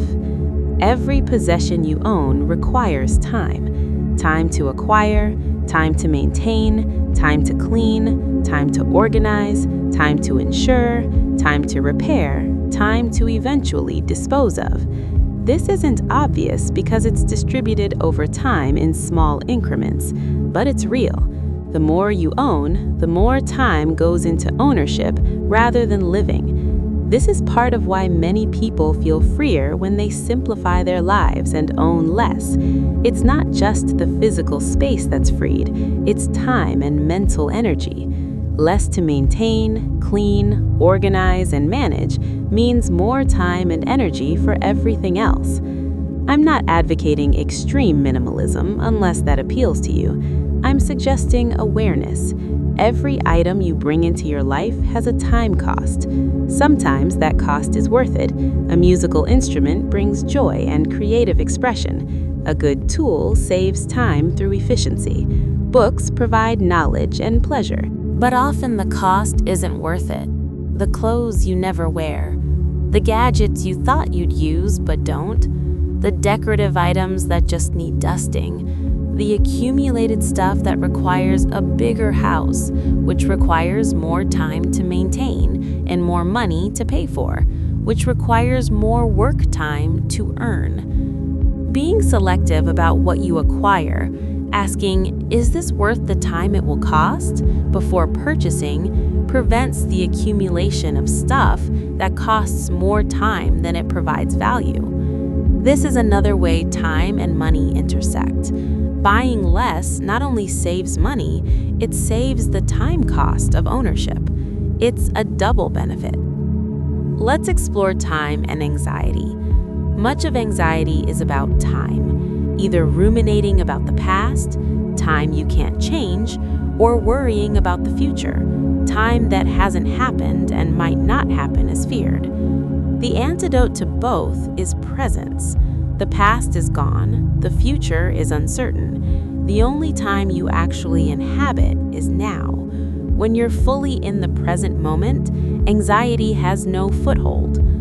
This is easier said than done, obviously. Minds wander, worries intrude, but it's a skill that can be developed through practice. Meditation, mindfulness, deliberate focus on present sensory experience. All of these train your ability to be here, now, rather than lost in past or future. And when you're present, you're actually living your life rather than thinking about your life. You're experiencing moments rather than processing concepts about moments. This is what it means to be fully alive, rather than just alive in the technical sense. Much of what we call wasting time is actually this absence from the present. You're physically here, but mentally elsewhere. The time passes, but you're not really experiencing it. It's gone without having been lived. Presence is how you reclaim time, not by getting more hours, but by actually inhabiting the hours you have. Let's discuss time and forgiveness, both giving it and receiving it. Holding grudges consumes time and energy. Every time you replay the offense in your mind, you're spending current time on past harm. You're allowing the person who wronged you to continue harming you through your continued attention to the wrong. Forgiveness isn't about condoning wrong behavior. It's about refusing to let past harm continue to consume present time. It's about reclaiming your attention from the past so it's available for the present and future. This applies equally to forgiving yourself. The time you spend in self-recrimination about past mistakes is time lost to rumination. You can't change the past. You can learn from it, but that requires much less time than endlessly reliving it. Both forms of forgiveness are about choosing what you do with your time. Do you spend it in the past, replaying and resenting, or do you make peace with what was and redirect your time toward what could be? The same principle applies to worry about the future. Planning and reasonable preparation are worthwhile time investments, but worry, repetitive anxious thoughts that don't lead to productive action, is time thrown away. Most of what we worry about never happens, and the things that do happen usually aren't as bad as we feared, and we handle them better than we expected. All that worry time was wasted. Learning to distinguish between productive planning and unproductive worry and redirecting time from the latter to the former, or to presence, is a high-value skill. Now, let's talk about time and legacy. What you leave behind when you're gone is largely determined by how you spent your time while here. Your legacy is the accumulated result of your time investments. If you invested time in relationships, you leave behind people who loved you and were shaped by you. If you invested time in creation, you leave behind things you made. If you invested time in service, you leave behind communities and lives you improved. If you invested time in learning and teaching, you leave behind knowledge you passed on. You can't take time with you. You can't take anything with you. What remains is what you created, who you affected, how you shaped the world and the people in it. This might sound grandiose, but it's not. You don't need to change the world on a massive scale to leave a meaningful legacy. Being a loving parent, a good friend, a helpful community member, a person who created beauty or knowledge, or simply treated others with kindness, these are meaningful legacies. The question is, what legacy are you building with your daily time investments? In 50 years, when you're gone, what will remain of how you spent these years? If that question produces discomfort, that's information. It's information that your current time investments might not be aligned with what you want your life to have meant. But you can change that, starting now, this moment. Because the legacy you leave isn't determined by your past, it's determined by what you do with your remaining time. Now, let's talk about time and gratitude. One of the most powerful shifts in relationship to time is moving from I have to I get to. I have to go to work becomes I get to work. I have a job. I have capabilities. I'm needed. I have to take care of my kids becomes I get to have children, to be part of their lives, to matter to them. I have to exercise becomes I get to move. My body is capable. I have time for health. This isn't toxic positivity. It's recognizing that the time you're spending is time you have. You're alive. You have opportunities. The fact that you're able to spend time on these things means you have time, which means you're still here.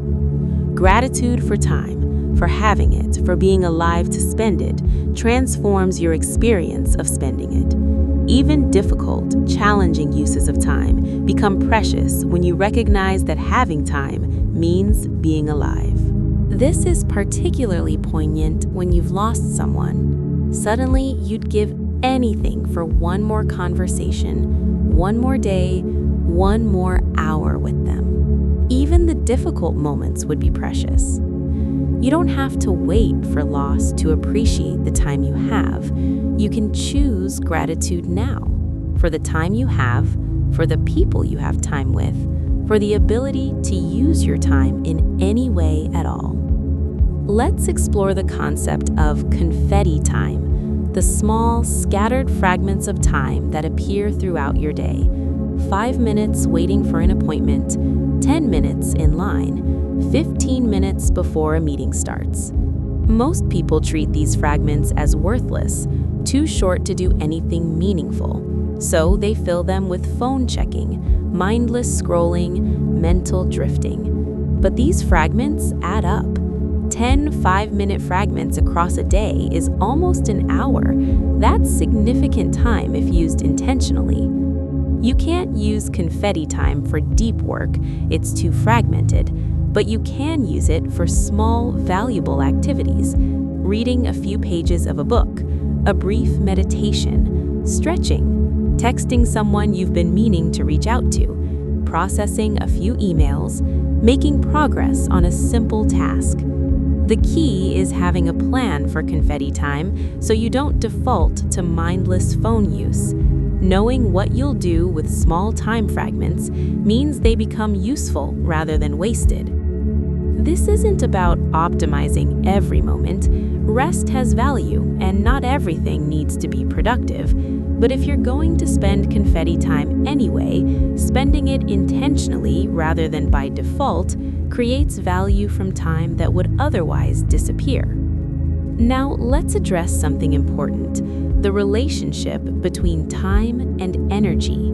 Having time isn't enough if you don't have energy. You can have a free afternoon, but be so depleted that you can't do anything meaningful with it. This is why energy management is actually a form of time management. Protecting and building your energy means you get more value from your time. High energy makes time more productive, more enjoyable, more alive. Low energy makes time drag and prevents you from using it well. Energy management includes physical factors, sleep, nutrition, exercise, health. It also includes emotional factors, managing stress, cultivating positive emotions, avoiding energy drains.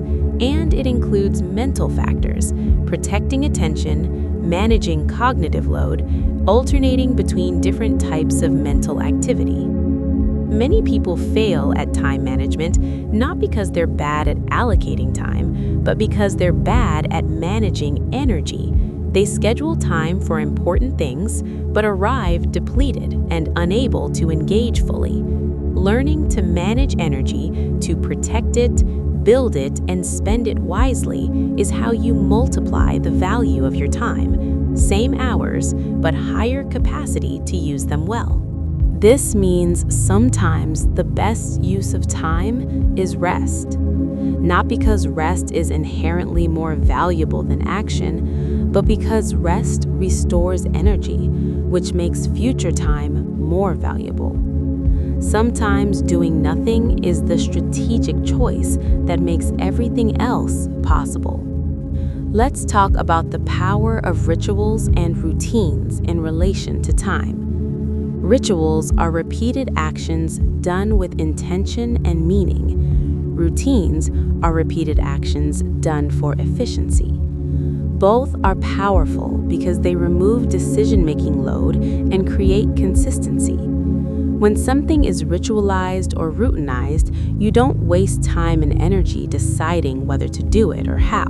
You just do it. Morning routines are popular for this reason. If you have to decide each morning whether to exercise, meditate, journal, or whatever, many mornings you won't. Decision fatigue wins. But if it's a routine, this is what I do every morning, the decision is already made. You just execute. Rituals are routines elevated with meaning. A routine is, I drink coffee every morning. A ritual is, I drink coffee every morning as a moment of peace before the day begins. Same action, but the ritual version carries intention and provides more than just caffeine. It provides meaning. You can create rituals around anything: how you start your day, how you transition from work to home, how you end your day, how you begin and end meals, how you interact with family members. These rituals become anchors in time, markers that create structure and meaning. Without them, time can feel formless and unmemorable. With them, time has shape and significance. The ritual of reading to your child each night becomes a cherished memory that lasts a lifetime. The routine of it ensures it happens consistently. Both routines and rituals save time through efficiency while making time more meaningful. They're tools for using time better. Now let's discuss something that might challenge you: the relationship between time and money in terms of how you value yourself. Many people undervalue their time when it comes to personal things, but overvalue it when it comes to work. They'll spend hours researching to save $20 on a purchase, implicitly valuing their time at very little, but refuse to take time off work even when they're exhausted because they value work time highly. Consistent valuation of your time means treating personal time with the same respect you treat work time. If you wouldn't work for $5 an hour, why spend hours to save $5 on something that doesn't matter? Conversely, if your time is valuable, it's valuable whether you're at work or not. Time with family, time on health, time on personal development. These are just as valuable as work time, often more so. The inconsistency reveals confused values. Work time feels valuable because someone is paying you for it, but the value of time doesn't come from payment. It comes from the fact that it's your life and it's finite. Treating all your time as valuable means making consistent decisions about it, not wasting it on trivial things, whether at work or home, not sacrificing things that truly matter for things that matter less, regardless of which category pays money. Your life is your time, all of it, not just the hours someone pays you for. Valuing your life means valuing all your time, not just the hours you sell. Let's explore time and communication. Much time is wasted in poor communication, unclear requests, incomplete information, assumptions not checked, conflicts not addressed directly. Clear communication saves enormous time. When you're clear about what you want, what you mean, what you expect, you prevent misunderstandings that require time to untangle. When you address issues directly rather than avoiding them, you prevent small problems from becoming big ones. This applies to all relationships: work, family, friendships. Time spent on clear, direct, kind communication is rarely wasted. Time spent avoiding difficult conversations or being unclear about needs and boundaries almost always costs more time later. Many people avoid difficult conversations because they take time and emotional energy now, but the avoidance costs far more time in ongoing tension, resentment, and eventual crisis. This means your time choices are identity choices. If you spend most of your time consuming others' content, you become primarily a consumer. If you spend most of your time creating, you become a creator. If you spend time in nature, you develop that connection. If you spend time in service, you develop compassion and capability. You're always in the process of becoming. The question is, are you consciously directing that becoming, or are you becoming by default? Default becoming is whatever requires least resistance, the path of least effort, the easiest, most immediately gratifying choices. This rarely leads to becoming someone you're proud to be. Intentional becoming requires choosing based on who you want to become rather than what's easiest in the moment. It requires the discipline to invest time in shaping yourself rather than just letting yourself be shaped by circumstances and impulses. This isn't about rigid self-control or denying enjoyment. It's about conscious authorship of your own life, about choosing what to feed and what to starve in your own development. You're spending your time either way. The question is whether you're spending it in ways that create the person you want to be. Let's discuss time and community. Humans are social creatures. We need connection, belonging and community. But building and maintaining these requires time investment. Friendships don't maintain themselves. They require contact, shared experiences, attention. Communities require participation. Belonging requires presence. Many people feel lonely and disconnected despite being surrounded by potential friends and communities. Often, the reason is insufficient time investment. They want connection, but don't invest the time required to build it. This is another area where people claim not to have time, but actually they do. They're just spending it elsewhere. They're spending it on things that don't build connection: screens, solitary activities, work. Making time for community means sometimes choosing less efficient or productive activities because the relational benefit outweighs the productivity loss. Going to the community event instead of staying home, meeting friends instead of working extra hours, hosting gatherings instead of having quiet evenings.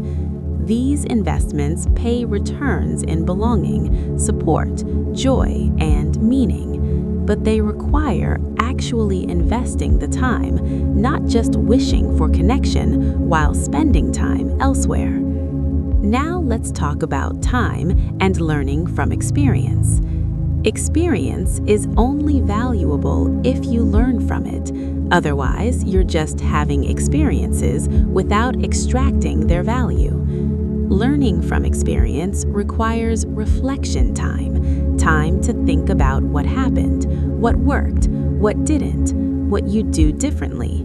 Without this reflection, you can have the same experience repeatedly without growing from it. Many people are too busy having experiences to reflect on them. They move from one thing to the next without processing. They accumulate experiences, but not wisdom. Building in reflection time, whether through journaling, meditation, conversation, or just quiet thinking, is how you convert experience into wisdom. It's a crucial time investment that multiplies the value of all your other time investments. The life lived but not reflected on is half-lived. Reflection is what transforms mere activity into growth. Let's explore time and flexibility. Rigidity in how you spend time often creates problems. Unexpected things happen, opportunities arise, needs change. Having some flexibility in your time allows you to respond rather than being locked into plans that no longer serve. This is why building margin, uncommitted time, is valuable. It gives you flexibility to respond to life as it unfolds, rather than being rigidly scheduled. Paradoxically, having too much flexibility also creates problems. When all your time is unstructured, it's easy to waste. Structure and flexibility both have value. The optimal is probably structure with margin. Enough structure to ensure important things happen, enough margin to allow for adaptation. This varies by person. Some people thrive with more structure, others with more flexibility. Knowing yourself and creating the balance that works for you is part of effective time management. But almost everyone needs some of each. Pure rigidity is brittle. Pure flexibility is formless. The sweet spot is structured flexibility. Now let's discuss time and anticipation. Often, anticipating an experience takes more time than the experience itself. Planning a vacation, looking forward to an event, imagining a desired future. These extend the pleasure or meaning beyond the actual moment. This is time well spent if the anticipation enhances life, but it can also trap you into living for future moments rather than appreciating present ones. The balance is healthy anticipation that adds joy without preventing presence, looking forward to things while also being fully in what's happening now. Many people spend so much time anticipating the future that they miss the present. They're on vacation but thinking about the next vacation. They're at dinner but thinking about dessert. They're always one step ahead, never quite here. The antidote is savoring, deliberately paying attention to and appreciating present experience, noticing what's good now rather than focusing on what will be good later. Both anticipation and savoring have their place, but savoring is probably under-practiced relative to anticipation for most people. Now let's discuss time and perfectionism. Perfectionism wastes enormous time. The pursuit of perfect when good enough would suffice, the endless revision that creates minimal improvement, the paralysis of analysis. Perfect is often the enemy of done. And done, even if imperfect, usually provides more value than perfect that never gets finished. This doesn't mean accepting sloppy work. It means calibrating quality to context. For some things, perfect, or as close as you can get, is appropriate. For most things, good enough is plenty. Learning where perfection is worth pursuing and where it's wasteful is an important skill. It saves enormous time that can be invested in things that matter more. Many perfectionists struggle with this because imperfection feels wrong, but that feeling is costing them huge amounts of time and often preventing them from accomplishing things that matter more than the perfection they're pursuing. Sometimes done beats perfect. Sometimes good enough is truly enough. Recognizing when this is true is liberating. Now let's discuss time and attention to the body. You live in a body. Your experience of time happens in and through your body. Physical discomfort, pain, or tension colors your experience of time. Attending to your body, stretching, moving, adjusting posture, resting when tired, improves your experience of the time you're spending. It makes time more pleasant to inhabit. Many people ignore their bodies while focusing on tasks. They sit in uncomfortable positions for hours. They ignore hunger or thirst or the need to move. They override fatigue signals. This might seem efficient, powering through discomfort to keep working, but the quality of that work declines. The experience of that time degrades. Often, it would be more efficient to pause, attend to the body's needs, then return to the task with better capacity. Your body is the vehicle through which you experience time. Maintaining that vehicle isn't a distraction from living, it's a prerequisite for living well. Small, regular attention, stretching briefly, taking short walks, pausing to breathe deeply, takes time but improves the quality of all your other time. Let's explore time and nature. Time in natural settings affects how you experience time. Nature tends to slow you down, to make you more present, to reduce the sense of rush and urgency. This isn't mystical, it's neurological. Natural environments are restorative. They reduce stress, improve mood, enhance cognitive function. They literally change how your brain works, which changes how you experience time. Regular time in nature is a valuable investment. It doesn't have to be wilderness. Even parks, gardens, or tree-lined streets provide benefits. But the more natural, the more benefit. Many people claim they don't have time for nature, but the restorative effects often mean that time in nature creates more and better time for everything else by improving your mental and physical state. It's not an indulgence or a luxury, it's a fundamental human need that, when met, improves everything else. Now let's discuss time and saying goodbye. Every encounter with someone might be the last. You don't know which goodbye is final. This sounds morbid, but it's factual. Living with this awareness changes how you say goodbye. Maybe you linger a moment longer. Maybe you express appreciation more readily. Maybe you don't leave things unsaid. This isn't about being paranoid or dramatic.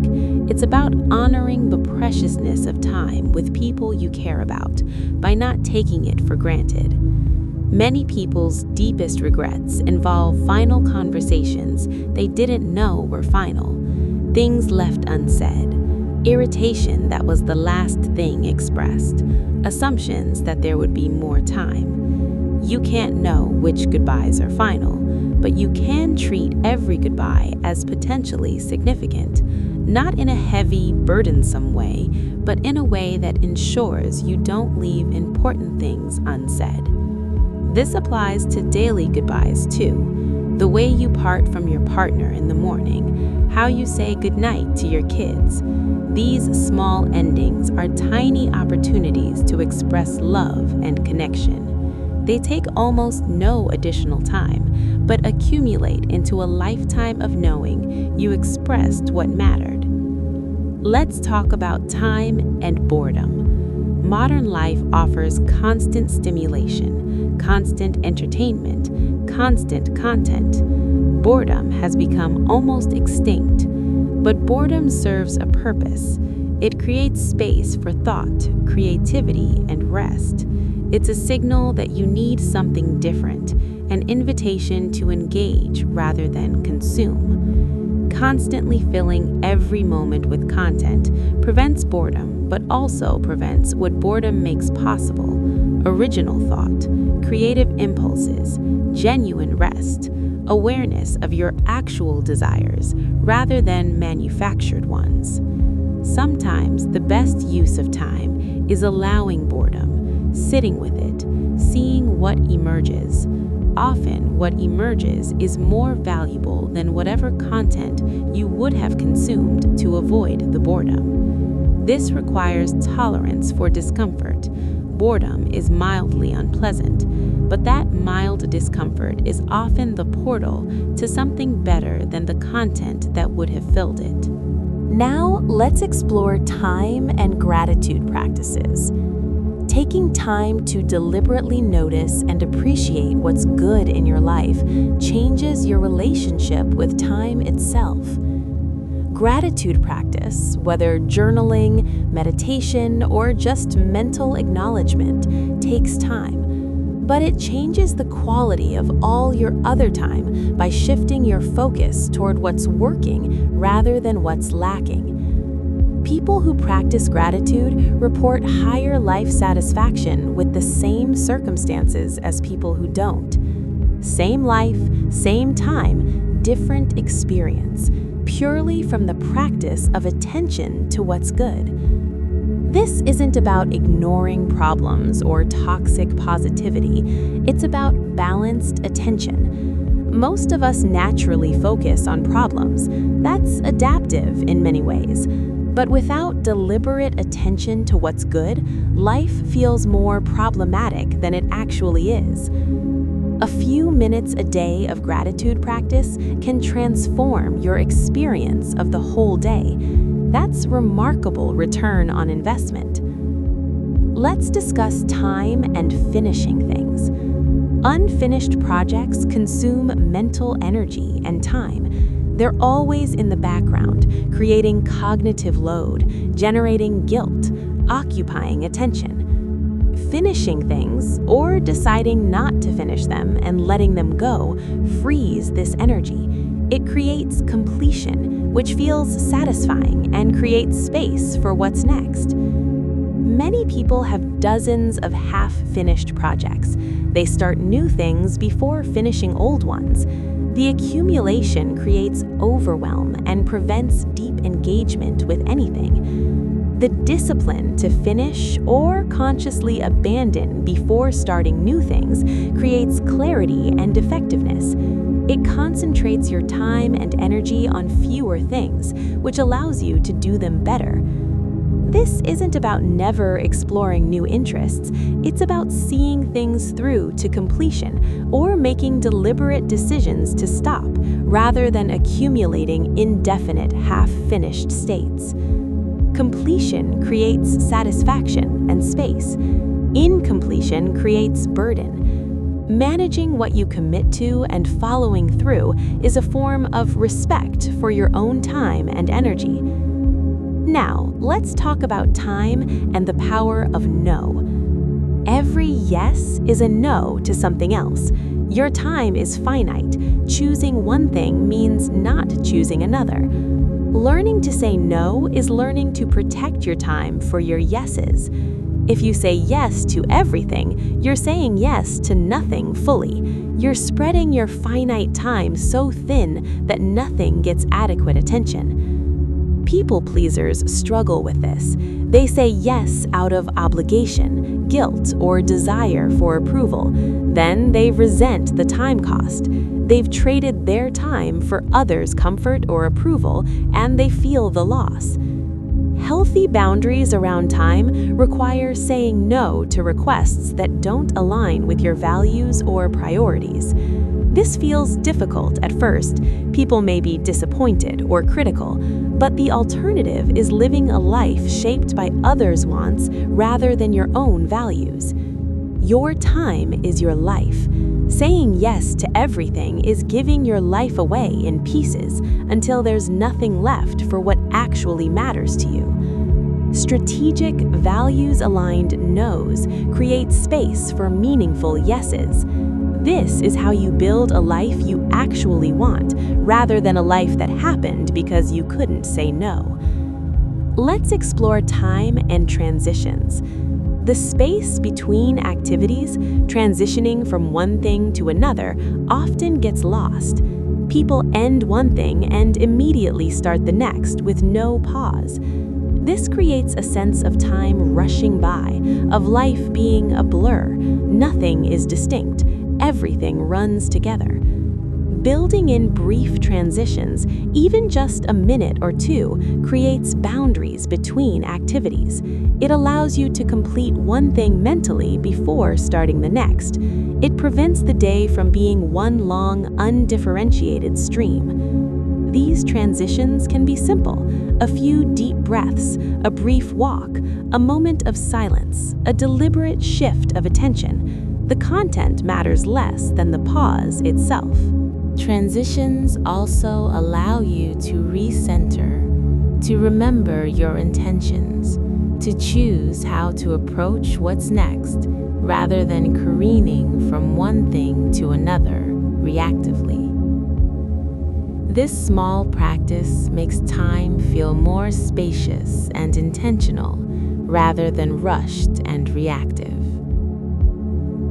Now let's discuss time and documentation. Taking time to record through photos, writing, or other means creates external memory that extends the value of experiences beyond your internal memory. Looking back at documentation from years ago can be deeply meaningful.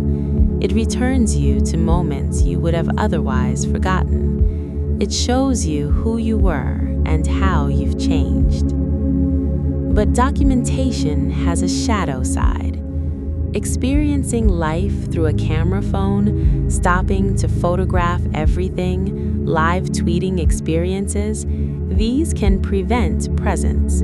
You're documenting rather than experiencing. The balance is selective documentation, capturing enough to preserve memory without preventing presence, taking the photo, then putting the phone away to actually be in the experience. Documentation serves future you, providing access to past experiences, but it shouldn't compromise present you's actual experience. Finding that balance is personal but important. Let's talk about time and the power of constraints. Having infinite time and resources often leads to worse outcomes than having limited time and resources. Constraints force clarity. When time is limited, you focus on what matters most. When time feels infinite, you can waste enormous amounts on trivial things. This is why deadlines can be useful, even when self-imposed. They create artificial constraints that force prioritization and action. Similarly, limiting the time available for certain activities can increase their quality. If you have all day to work on something, it expands to fill the day. If you have 2 hours, you focus and get it done. This is Parkinson's law. Work expands to fill available time. Using constraints to prevent expansion can actually save time while maintaining or improving quality. Obviously, this has limits. You can't do everything well under severe time constraints, but most people would benefit from tighter constraints rather than looser ones. Now let's explore time and aging parents. If you're fortunate enough to still have parents, their time is more limited than yours. They're further along the timeline. This creates a particular urgency. The time to know them, to hear their stories, to express love and appreciation is finite and diminishing. Every year that passes is a larger percentage of their remaining time. Many people postpone important conversations with aging parents. We'll get to that someday. I'll ask about that when I visit next. But someday might not come. Next visit might not happen. Making time for aging parents isn't just generous to them, it's giving yourself the gift of having done so before it's too late, of not having those particular regrets. This applies to any relationship with someone whose time is more limited than yours: elderly relatives, ill friends, anyone facing shortened time horizons. The time to connect is now. The opportunity won't remain forever. Let's discuss time and sleep preparation. The quality of your sleep is largely determined by what you do in the hours before bed. This preparation time is an investment in sleep quality, which is an investment in life quality. Screens before bed disrupt sleep. Heavy meals, caffeine, intense emotion or thought all interfere. Creating a wind-down routine that prepares your body and mind for sleep takes time but pays enormous returns in sleep quality. Better sleep means better waking hours. Everything is easier, more pleasant, more manageable with adequate quality sleep. So time spent preparing for sleep is time invested in making all your other time better. This might mean stopping work earlier, turning off screens an hour before bed, creating calming routines. These feel like time costs, but they're actually time investments with excellent returns. Now, as you lie here, breathing slowly, feeling your body heavy and relaxed, I want you to think about your relationship with time. Not anxiously, there's no need for anxiety, just with gentle awareness. You've been spending time your whole life. The question is, have you been spending it consciously? Have you been treating it as the precious, irreplaceable resource it is? If not, that's okay. Most people haven't.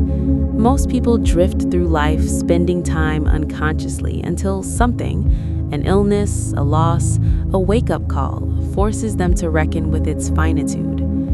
But you don't have to wait for that. You can choose right now to develop a different relationship with time, to treat each day's allotment of hours as the treasure it is, to invest your time rather than just spending it, to be present rather than perpetually distracted or elsewhere. This doesn't require dramatic change. It just requires awareness and small, consistent choices. Choosing presence over distraction, choosing what matters over what's easy, choosing intentional living over autopilot existence. You have time. How much, you don't know. Nobody does. but you have some. You have now, you have tomorrow, probably. You have a finite amount ahead of you. The question is, what will you do with it? How will you spend this currency that you can never earn back, never reclaim, never recover? Will you trade it wisely for things that truly matter to you? Or will you let it drain away on things that don't, simply because you never thought about the trade you were making? The choice is yours. It's always been yours. Every moment, you're choosing. Often unconsciously, but you're choosing. You can start choosing consciously. You can start now, or you can start tomorrow, when you wake up, when you have a fresh day's allotment of 86,400 seconds to invest however you choose. You can ask yourself, before each activity, is this worth the piece of my finite life I'm spending on it? Does this align with what I claim to value? Am I being present, or am I going through motions? These simple questions, asked regularly, will transform how you spend your time. And how you spend your time is how you spend your life. There's no separation. Your life is happening now, not in some imagined future when conditions are perfect, not in a past you can't change. Now, this moment, and now this one, and now this one. Each moment is a small death, the death of that moment as it passes into the irretrievable past. And each moment is a small birth, the birth of this new moment, fresh and full of possibility. You're always at this junction point, the past behind, the future ahead, this moment right here. What will you do with it? Nothing, perhaps, and that's fine. Rest is valuable, presence is valuable. Being here, breathing, existing, that's enough sometimes. Not every moment needs to be productive or meaningful in some grand sense. But your life as a whole, the sum of all your moments, that does need to be something. It needs to be yours. It needs to reflect your values, your loves, your choices. Make sure it does. Make sure you're authoring your life rather than letting it be written by default, by circumstance, by whatever is easiest or most immediately gratifying. You have this power, the power to choose, the power to invest your time in what matters to you, the power to say no to what doesn't serve you and yes to what does. Use that power, not tomorrow, not someday, starting now. Starting with how you spend the next hour after this ends, and the hour after that, and the day after that. Build a life of conscious choices, of presence, of time well spent, of moments fully lived, of a relationship with time that honors its preciousness. Because time is the only currency you never earn back. Once spent, it's gone forever. Make sure you're spending it on things worth having forever in your past. Make sure that when you look back, you see a life that was truly yours, a life of choices you made consciously, a life where you were present for your own experience, a life where you treated your time as the treasure it is. You can have that life. You can start building it now. This moment is the beginning of the rest of your finite, precious, irreplaceable time. Use it well. And for now, rest. Sleep deeply. Let your body and mind restore themselves so tomorrow's hours can be fully lived. Good night.